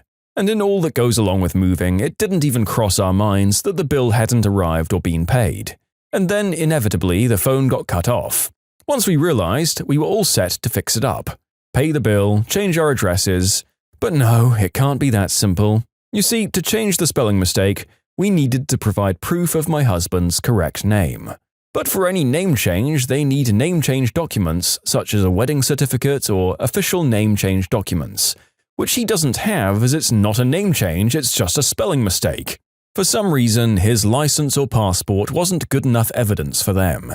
So we ask what we can do to get this fixed up, and they offer no help or resolution, just stonewalling that there is no possible way to fix the incorrect spelling. Okay, cool. At this point, we were cranky. If you're not going to help us with what should be a simple fix, we won't pay the bill, we told them. They responded with the details of the contract and our obligations. There'll be debt collectors and other things. We simply replied, but who are you going to go after? They replied, you, of course. And my husband, looking comically confused, said, but my name is not Rod William and I'm not going to pay his bill. Good luck finding him. However, if you happen to send me my own bill, I'd be happy to pay that. Shocked face and, oh look, spelling mistake gets corrected immediately. I mean, yeah, they're the jerks, but they didn't even think through their jerkery. And what was their goal? The fact that this was all so easy to correct after their struggle as well makes me think that there was just a bored operator looking for some excitement in their day. If there were multiple people at this company who insisted that fixing the problem was impossible, that's dumb as hell. My dad complains constantly about my cake decorating hobby, yet thinks he's entitled to all the leftovers. So my mum and I decorate cakes together.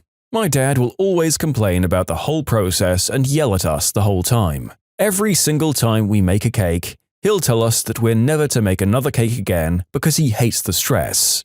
Remember, it's not even him decorating it. My mum and I decorate the cakes and bake them. I suffer with anxiety and depression. One year, I spent my hard-earned money, as well as hours, designing, baking, and decorating my birthday cake.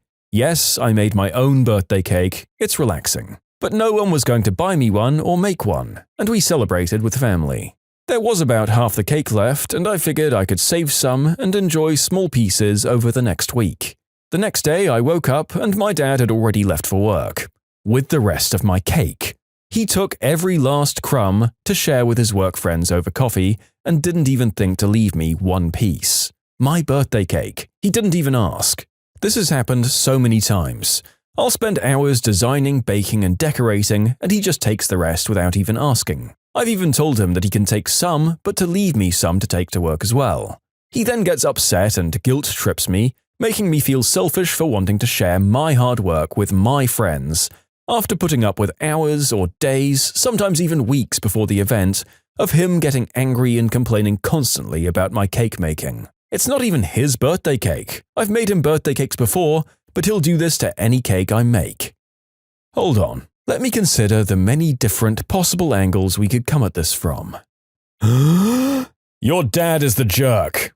Cripes, if you're going to pick one route to jerkiness, you either eat the cake or complain about the decorating. Either of those will do. You don't have to go so overboard on your application, pal. You got the position. You're the biggest jerk, thank you. You might be overqualified. Well, I won't lie, it's been nice to have 3 quickie stories with an unambiguous villain in each of them. Maybe in the next video we'll get to something 10 minutes long and with multiple layers of reactions and shared blame. Until then, don't eat half your kid's birthday cake while simultaneously disparaging said cakes. When you subscribe, make sure to hit the bell to turn on notifications. To finish listening to all the stories, check out the playlist at the top of the description. And if you want some chill music to put on in the background, check out easymode.com. If you like Am I the Jerk, subscribe to Am I the Genius. Everything will be linked down below in the description.